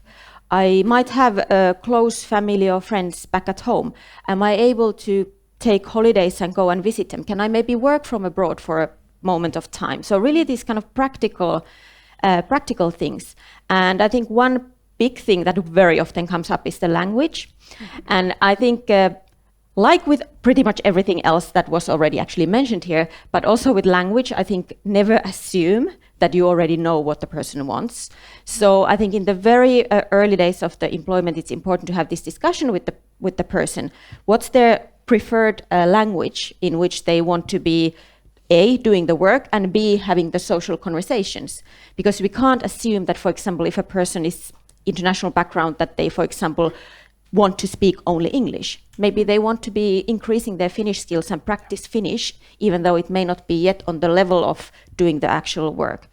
And in terms of the language, I think it's important to make sure that not only the kind of the content of the work-related tasks or meetings are done in the language that the person can participate in, but equally importantly, like what is the social language of the organization? Can the person participate in the social situations? In my previous employment, like we had, for example, this very simple rule that the company language was English. If I met a Finnish speaker at the coffee maker, then we could have a conversation in Finnish. But as soon as a person stepped into the space who we knew didn't speak Finnish, or we didn't know if they spoke Finnish, we would switch our language to be English so that that person could make the choice. Do they want to join the conversation? It doesn't matter what we were talking about. We might have been talking about like, what did we do last weekend? But at least then we are not intentionally or unintentionally excluding that person. We leave that choice for them. Thank you. Very practical examples. Anyone have any additions to that? Yeah, Pihla here. I think those were very good points about it means to people a lot that you switch the language to English. It feels like they're included and they belong. So I resonate with your comments a lot. And one of the practices that we have at Siavo to make sure that people have the ability to celebrate their holidays that are important for them, we have floating holidays.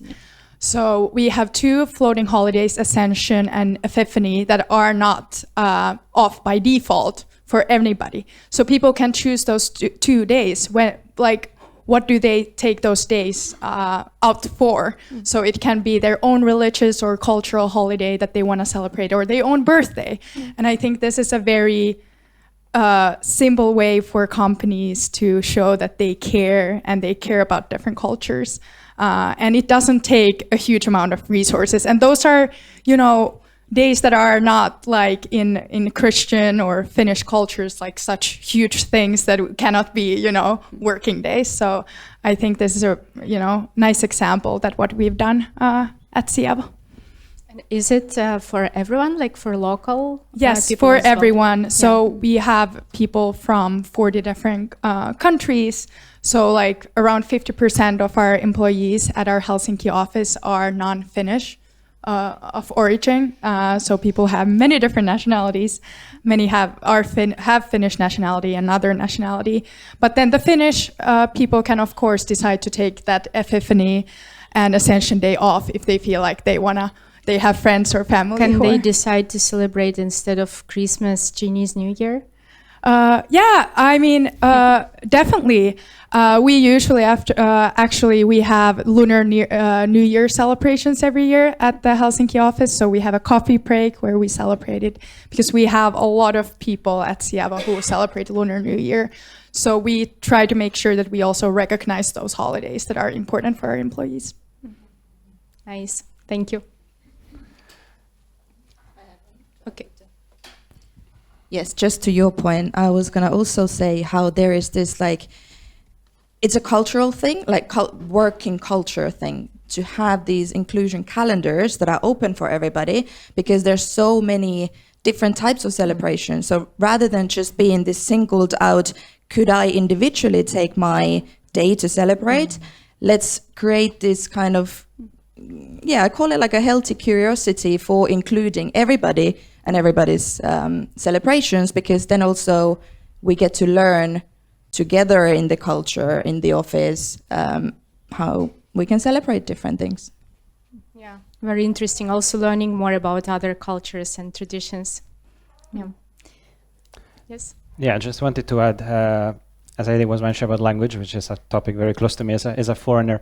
One thing is, for example, we did at Koske, where I work at the competence center, is because I was advocating a lot for pushing easier Finnish, and then my colleagues were very supportive. We have now like 1 hour per week where like one Finnish speaker comes and like we have the group discussion with a Finnish speaker. The work is done in Finnish and English at work, so it's a bit of a balance. But then I noticed like we made guidelines for the office to remind everyone during meetings and during every interaction that if there is a person with that people have different levels of Finnish. So to sort of adapt and ask what people would prefer, if it's English, if it's Finnish, and adapt also to their level.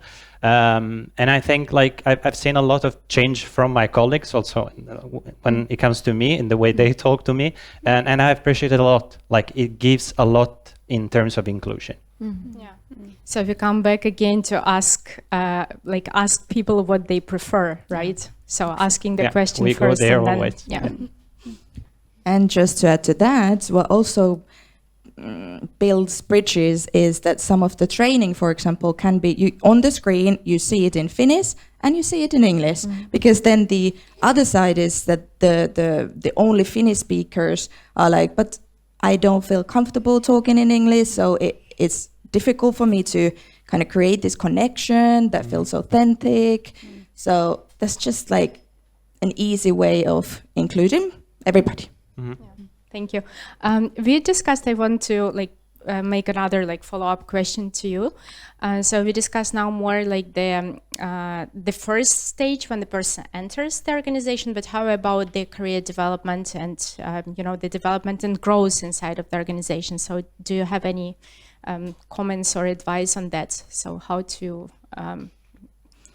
Yeah, I think there it's the matter of truly being equitable, and I think this doesn't go only to the people with international background versus those with Finnish background. I think this goes for all types of different people with different identities, different backgrounds, different diversities.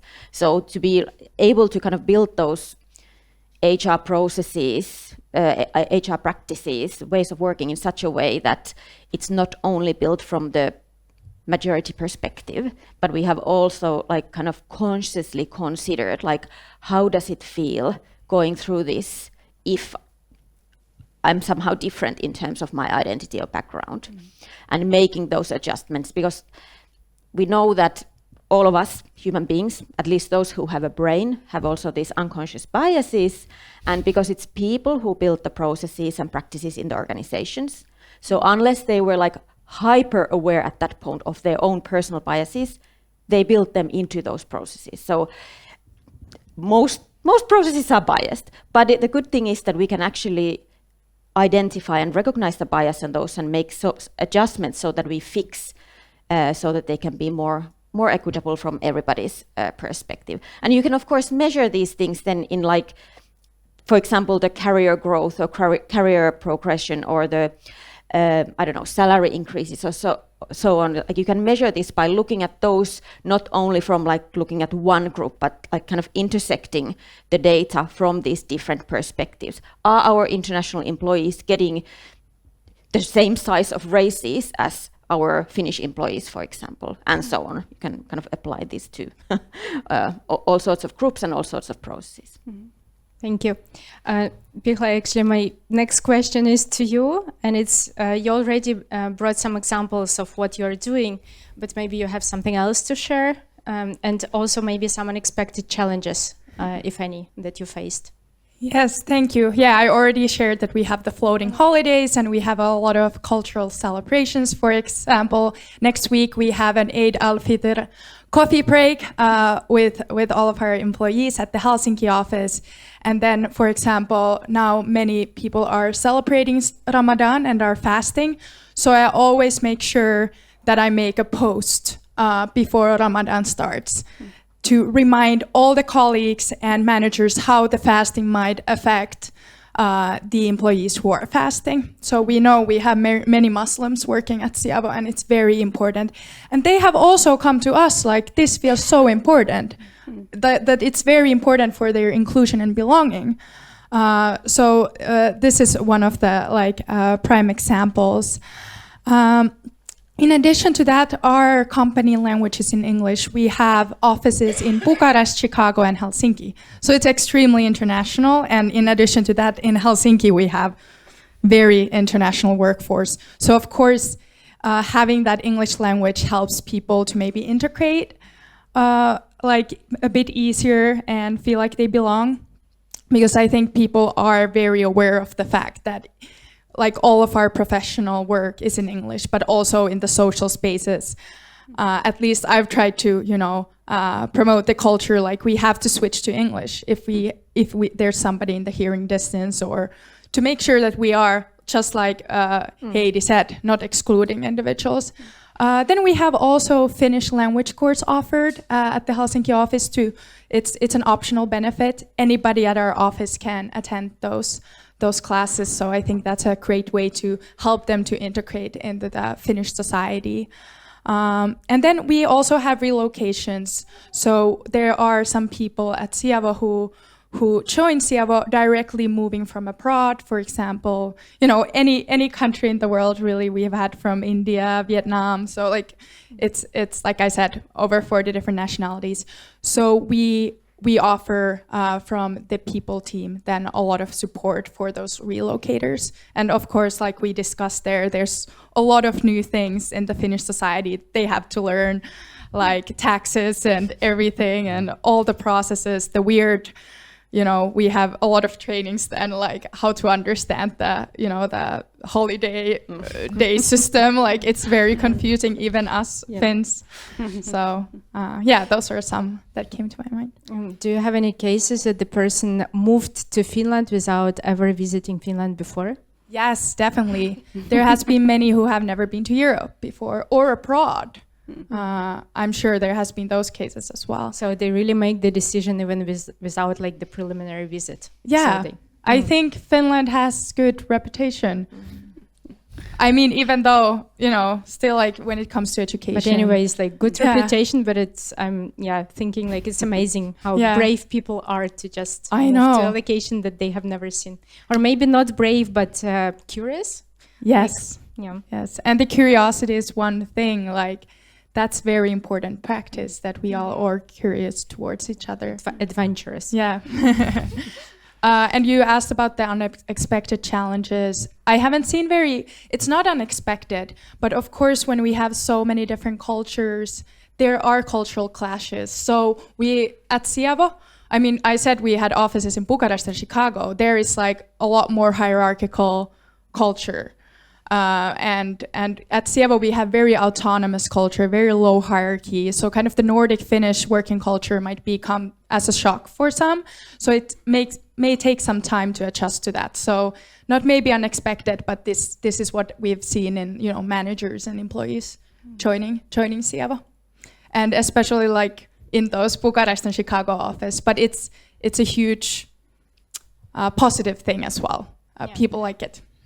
Thank you. And I think we are logically moving now to Anna. So the question to you to maybe expand also on the like international or like cross-country, cross-border experiences, like how the culture and this like cross-border affecting the sense of belonging and the practices.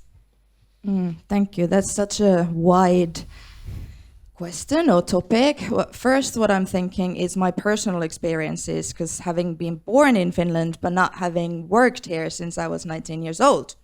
So I've lived in 4 different countries, lived and worked in different countries, but also within those countries, my teams have always been basically global. That's why you got this question. Yes.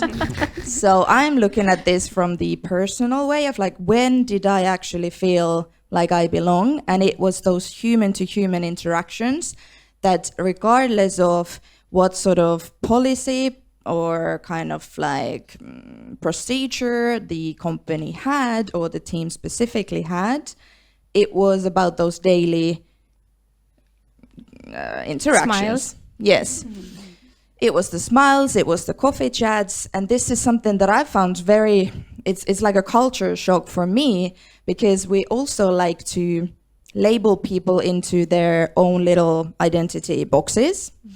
And it's like, internationals are like this. And I'm like, okay, but like which box do I personally fit in? And I see that, we are so much more than international people, just in this panel, in this room, in this society, like the list goes on. So I like to think about belonging and inclusion and these topics from an intersectional lens, which also then means that we need to look at the ways of thinking and how we work around these topics in a more kind of wider setting. So let's look at the characteristics, what's the similarities, but also what are the kind of differences. So this adds just another kind of nuance, another couple of layers into the culture conversations. I think that's my key takeaway from my years of experience, because it's like you're saying, like sometimes the ERGs, the employee support groups, networks, whatever we want to call them, they're very siloed. And then we're not building the bridges that even within our international group, we have LGBTQ plus people, we have religious people, we have disabled people, like that goes on, and we need to understand it more holistically. Thank you.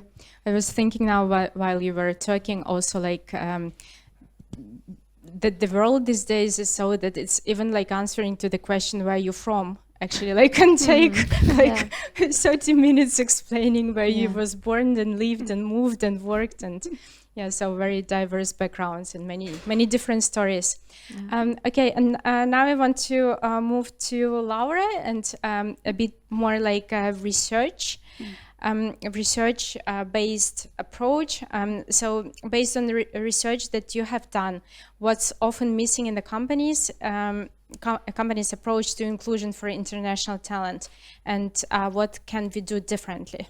So from a bit like more practical examples to like a research. A lot of times, like I said, people are focusing on bringing in and getting people up to scratch in terms of like the company information. They want to, like the onboarding is a big thing. I think was a point of failure that comes out for a lot of people. One thing that I see that works really, really well, that's not incorporated in most companies, would be just a quick thing of like a how to work with me kind of document, or how to work with me, session when you get a new person to your team and to your company, okay? So one thing you can add that will, it will actually shift the needles in terms of your onboarding, and like when you look at your inclusion scores, how people feel, whether or not they can actually perform their job, that affects it so significantly. And in that, what you want to talk about are a couple things that, maybe you might have some expectations. Everybody has expectations. You come in, you think that this is how people want to do, how they want to work. Take those out, okay? What you want to do is make sure you can figure out, firstly, what you want to know what their motivation is, what motivates them, okay? Don't assume that everybody's motivated by the same thing. What's something that demotivates them in some ways? How do they want to communicate? How do they like to get feedback? What's the best way to get and give feedback, all right? What are the expectations for that? When do they like to work, From where do they like to work? Find those basic things that, we're like, we like to do these kind of things. Because I find a lot of times companies will say, hey, we're doing all this great inclusive stuff. We have an ERG. We've got all this kind of, we will have we have these after work events. We have all these wonderful things. And they're like, yeah, okay, I got to pick up my kid from daycare at 4 o'clock. And you've got, it's lovely that you have these events, but, I can't make it to them, right?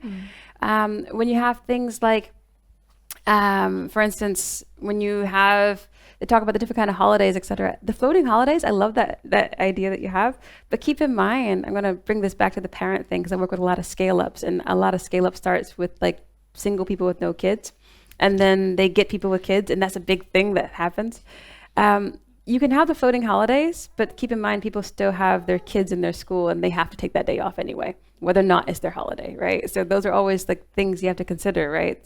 You may not celebrate this holiday, but you got to have your kid at home. So sometimes I think about having an extra day or something.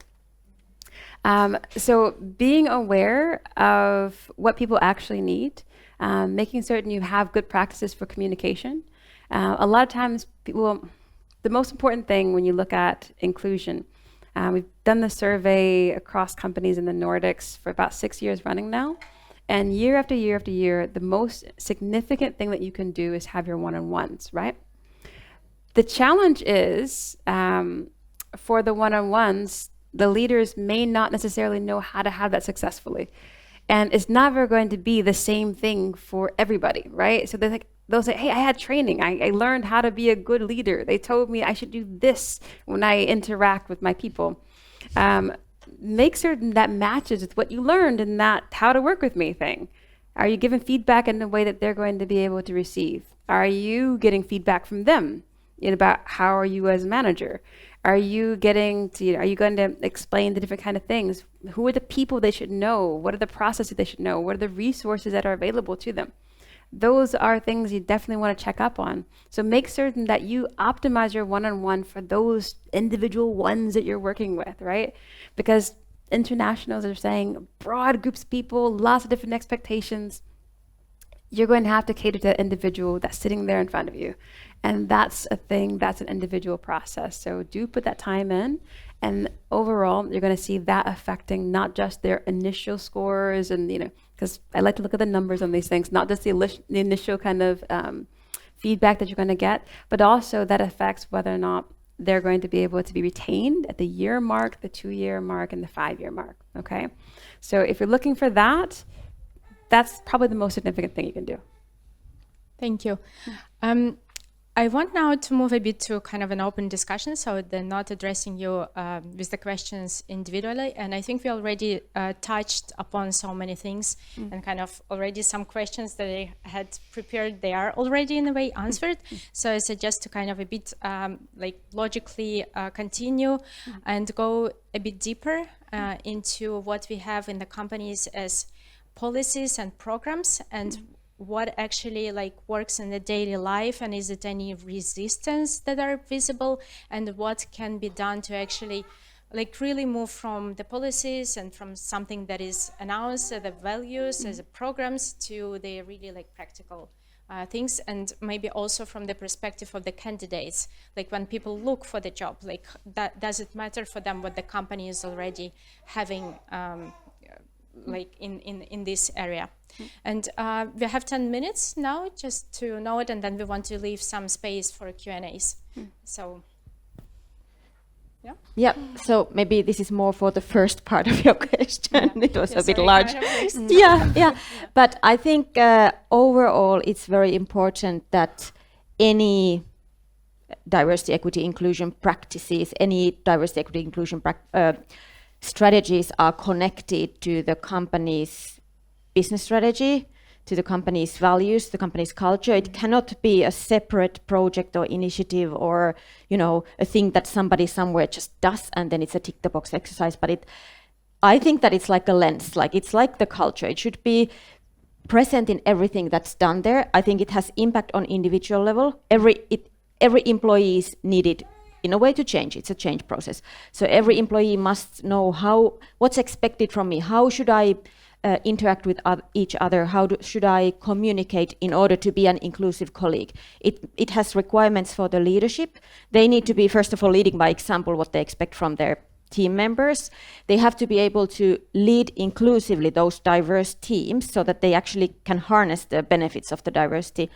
And then they need to show the commitment to this topic, not only in words, but also in their actions. And then thirdly, I think there needs to be the systemic change. And that's the one that I kind of referred to earlier. So all those processes, practices, ways of working, we need to be able to analyze them and make adjustments to make sure that they are more equitable. So I think when all these are in place, then like the real change happens. And then it's not just some washing. Yeah.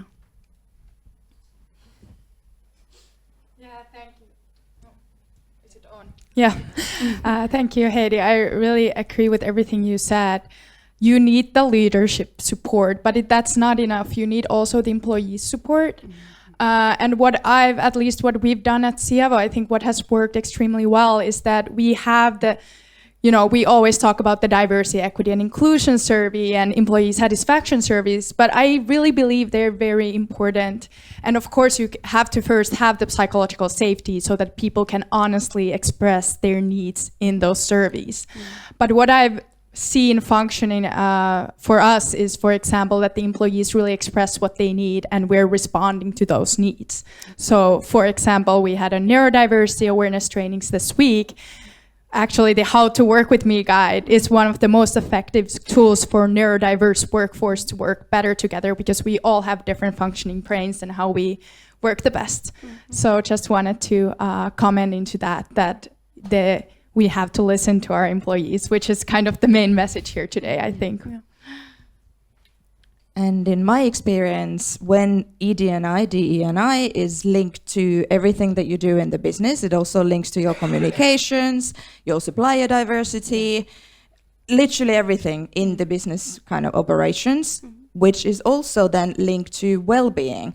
So when we do these well-being initiatives, strategies, platforms, projects, make sure that the people responding to the needs, whether coaches, therapists, psychologists, they are also trained in your DE&I approach. They also understand what intersectionality is, how to take a trauma-informed, identity-aware approach, because oftentimes what we've seen, you've done everything great in the policy side, in the organizational side, and then the person goes into this program and the therapist doesn't understand what's going on really.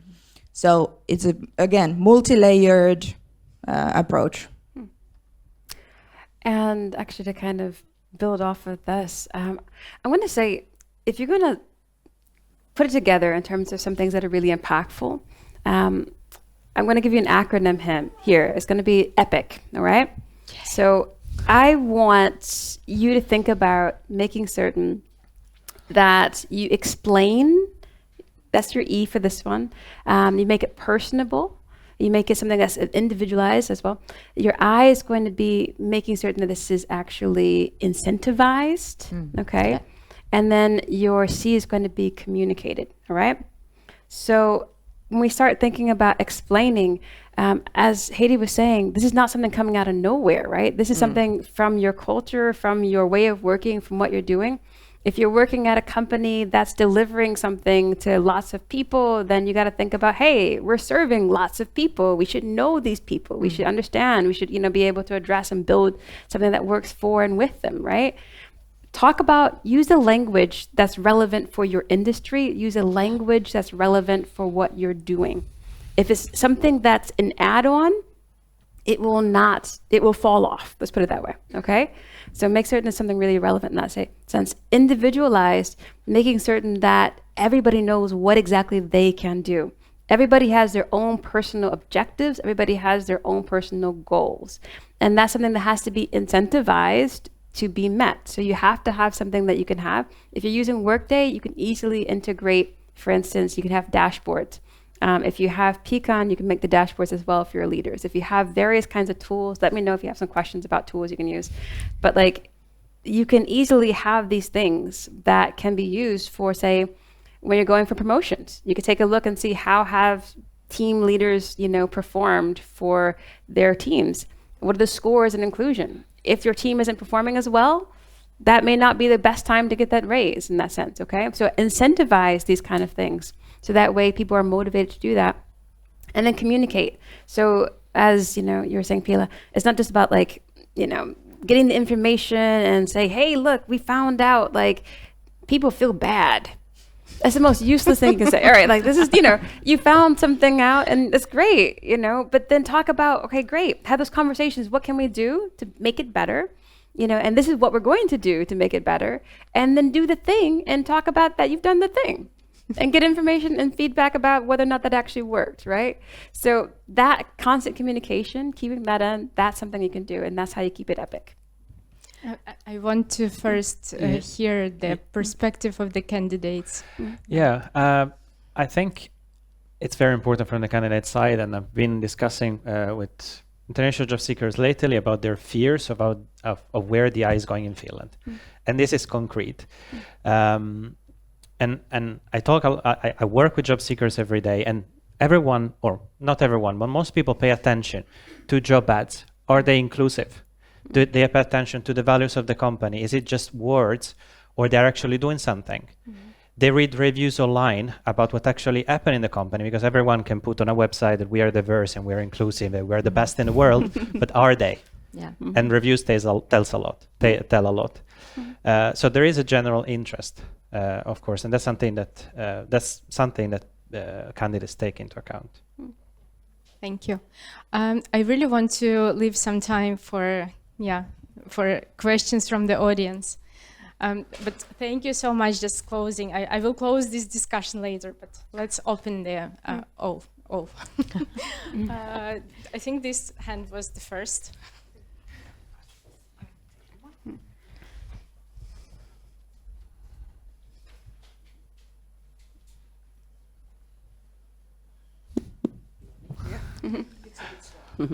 Hi, thank you for the panel and your interesting comments and very good tips. I'm Kirsi Korhonen from Startup Refugees.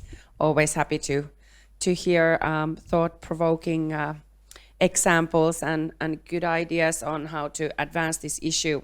We work a lot with companies as well, helping them recruit international talent. And I was just thinking of the practical side that now we'd go to a company and suggest, for instance, this idea of really personalizing the induction program, which I like really a lot. But how do I sell it to the HR who is very busy, or the company that is doing a mass recruitment? Let's say they have 20 people and they're thinking, oh, I need to personalize this for everybody. How do I go about that? Thank you.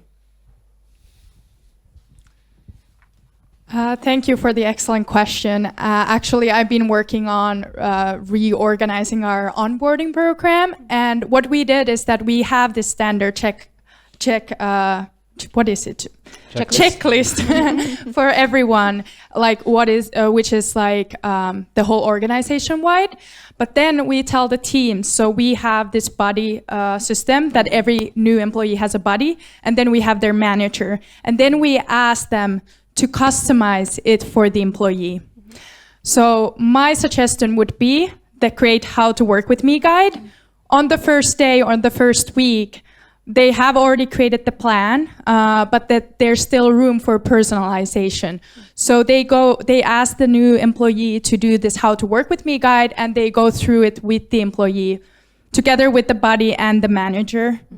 So it can't all be on people or HR teams. I know they're extremely busy. I'm part of one. But putting some more responsibility to the managers and leaders in the team and the teammates. That's my tip. And to add, remember that the individual who is joining also has a certain interest and responsibility. So if you set up the checklist so that it's actually inclusive from the beginning, so that you are making sure that the individual can participate in it, it adds a sense of agency as well, that there are certain things that I know from this list that I can kind of take off. And then there are certain buddy systems and mentors and the HR and the recruiter, etc., who support me on the journey.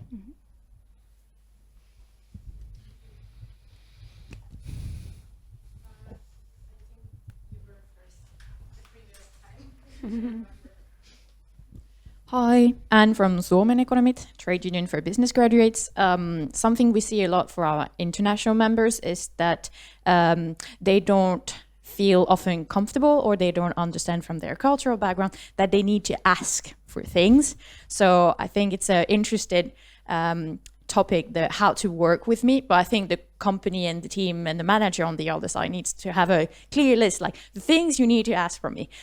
You want your vacations, you need to ask from me. I'm not going to tell you to go on vacation. You need a sick leave, you've been feeling well, you need to ask from me. So I think this is something also to be thought about and included, and have these conversations with the new employees, like, what are you expecting me to tell you? these won't be told. You need to ask them. Please feel very comfortable asking them. And if you're not, it's good to be aware in advance, because then we see a lot of people a year on that have not taken any vacation days and then are surprised, and then they feel not aligned with the company anymore, like they're being tricked. And then we talk with the companies and they were no intentions of tricking anyone, just big miscommunication. Yeah. So now a question, more like comment, how can we include that in this, I don't know, how to work with me, how to work with the company, etc. type of onboarding and communication. Thank you. I think it was a hand there. Yeah. Maybe I forgot to look at the right. Just seeing people in front of me. So next time I will be looking this way. Hi, I'm Tanya Mala from Alpha Mobility. Thank you for the excellent panel. I was wondering, now in the world of AI, do you have any tips? Like, what are the AI tools that could help us when we are creating better day in our workplaces, in our organizations? And what are the things that we should be aware of when we use these new AI tools? Because there's so many, and it's getting really confusing, and they are built by people, and maybe only certain kind of people. So if you have any comments on this, what are the good sides? What are the tools we could utilize better in our workplaces, and what are the things we should be aware of when using them? Thank you. I can take this one. I think the one thing that they can be utilized quite a lot for is the communication. I think there's great tools for example, making more inclusive language in different kind of texts or content.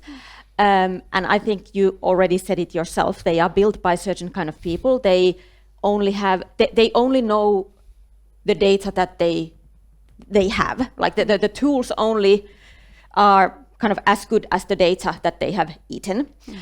And we know that a lot of the data is not actually very objective. It's skewed because the world is skewed. So I think it's very important not to let the AI, for example, make decisions for you. So keeping that in mind, for example, I worked for 15 years in tech companies, not most gender balanced industry out there. And there, for example, using these tools, generally, they tend to favor people with like men or people with background in like a masculine, for example, industries, and there's these examples even, I think in the US they had some years ago, they were using some AI tool for recruitment, and then it was some tech recruitment, and then because of this bias in the tool, then the tool actually ended up rejecting anyone that had in their resume the word woman. If you had worked in women in tech, for example, so you got rejected. So this is like a very glaringly obvious example, but I think there's more subtle ways that they are also biased. So I think they can be used to support, but you have to be very aware that they will not, you can't let them to make the decisions for you, and they are not totally unbiased. Just one quick note. I think there are some things, I absolutely agree with this. The best things about AI right now is that it can take care of the tech to tech kind of projects, the things and such, the tech and processing kind of things, but that frees up a lot of the human to human time, okay? Yeah. So I think some of the things I've seen AI successfully used for was there's a couple of programs, feel free to like ping me about this afterwards. A couple of startups right now, they have these things where it's like, it does a lot of your Q&A stuff kind of thing. So it has a lot of the basic stuff that you would have to ask about where can I get my, how do I make vacations? How do I file for these things? What do I need to do for this kind of process? You can actually automate all that stuff, like in terms of a tech chat box situation. And if that's something that's you maybe allocated 40% of your time to answering those similar kind of questions, you can use that time that you've now kind of outsourced to your AI assistant for HR kind of things to doing the human things, which are a lot of the human relational things. I've also seen it being used for not team management, but like team support in some ways. So if you do like the how to work with me document kind of thing, and you can actually do that digitally as well, there are certain programs you can feed that into where it can make suggestions in terms of how you should maybe conduct this kind of meeting, how often you should make your one-on-ones, and they can do the auto scheduling for this kind of things. It can take notes on these things and give you points to follow up on as a result, based off of what they know people are coming in with and what their expectations are, and how people are communicating between each other. So there are some tools that are useful, but the one thing I would say is make certain that you're using your AI to talk to other AI. You're using your AI to talk with other processes and things that are kind of automated, things that are set stuff, and you use your time to talk with people. Thank you. Have a small addition. Yeah, I have a small addition. Actually, we are using our internal AI tool, Realm, which is a startup. Maybe you have heard about that. And it saves a lot of time from our team, in people team. They can ask, like we have this people chat where you can ask questions, and it even the way the AI speaks is like our tone of voice. I think is it like a buddy or HR buddy or something, what we call it. I don't remember the exact name. And it also helps enormously people who are neurodivergent or like the whole neurodiverse workforce. We have to remember that the structure and clarity that this internal AI brings really saves a lot of time, but it's also, for some of us, for all of us, sometimes it's difficult to concentrate, so it can bring those answers in a structured format and kind of summarized format. So that has been very helpful and tool for us. Thank you. I will take last question from this side. Yeah, yes, please.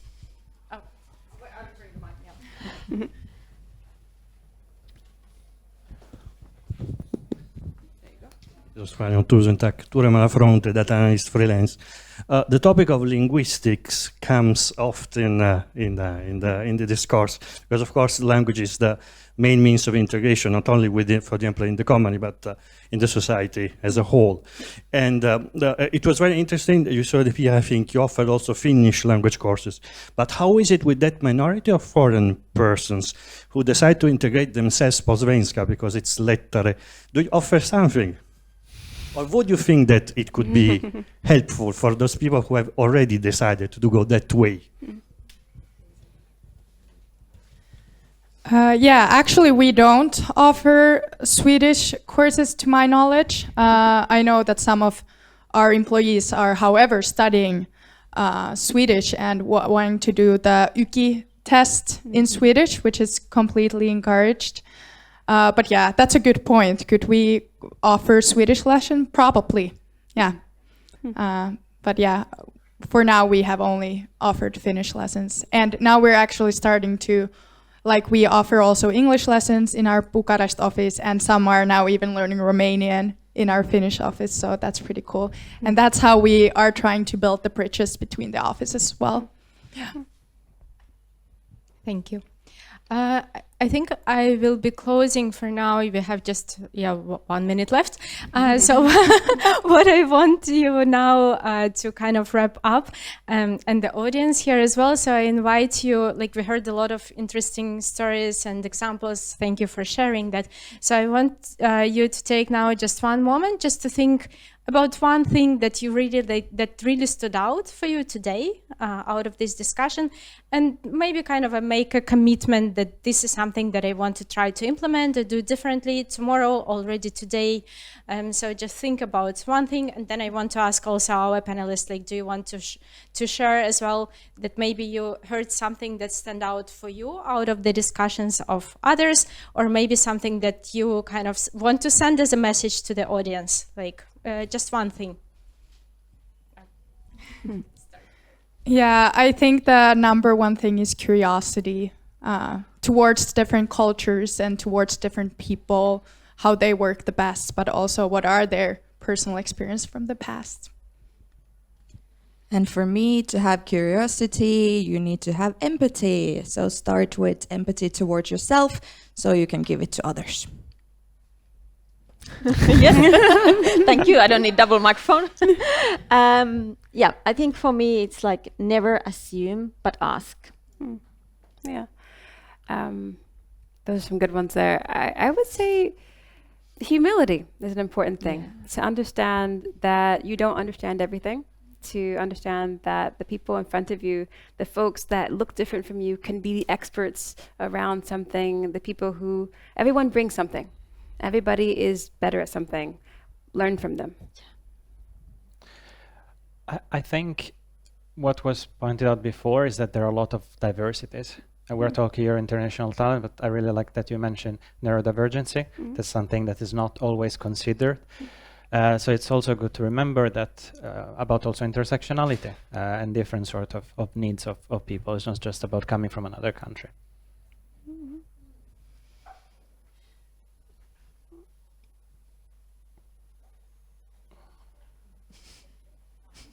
Is it working? Yeah. Okay. Yeah.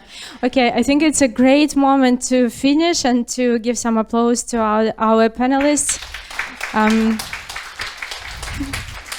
Such a great words at the end as curiosity and empathy and diversity. So let's move on with this smile on our faces and these thoughts in our minds. Thank you. Thank you. Okay. Thank you so much. And just before you run to the lunch, I know that's the most exciting moment of the day. Thank you once again to our moderator and our panelists. Just a small remark that we share with you some QR codes here. Please do join the community and please do give us a feedback so we can do better next time. So we are curious about your opinion and we are ready to grow here as well. And I would love to thank Katja as well from Espoo TalentHub, who actually made it happen. There is a humongous work behind there to have this event, and all of you, because without all of you, that wouldn't have worked out. Thank you so much and have a good lunch.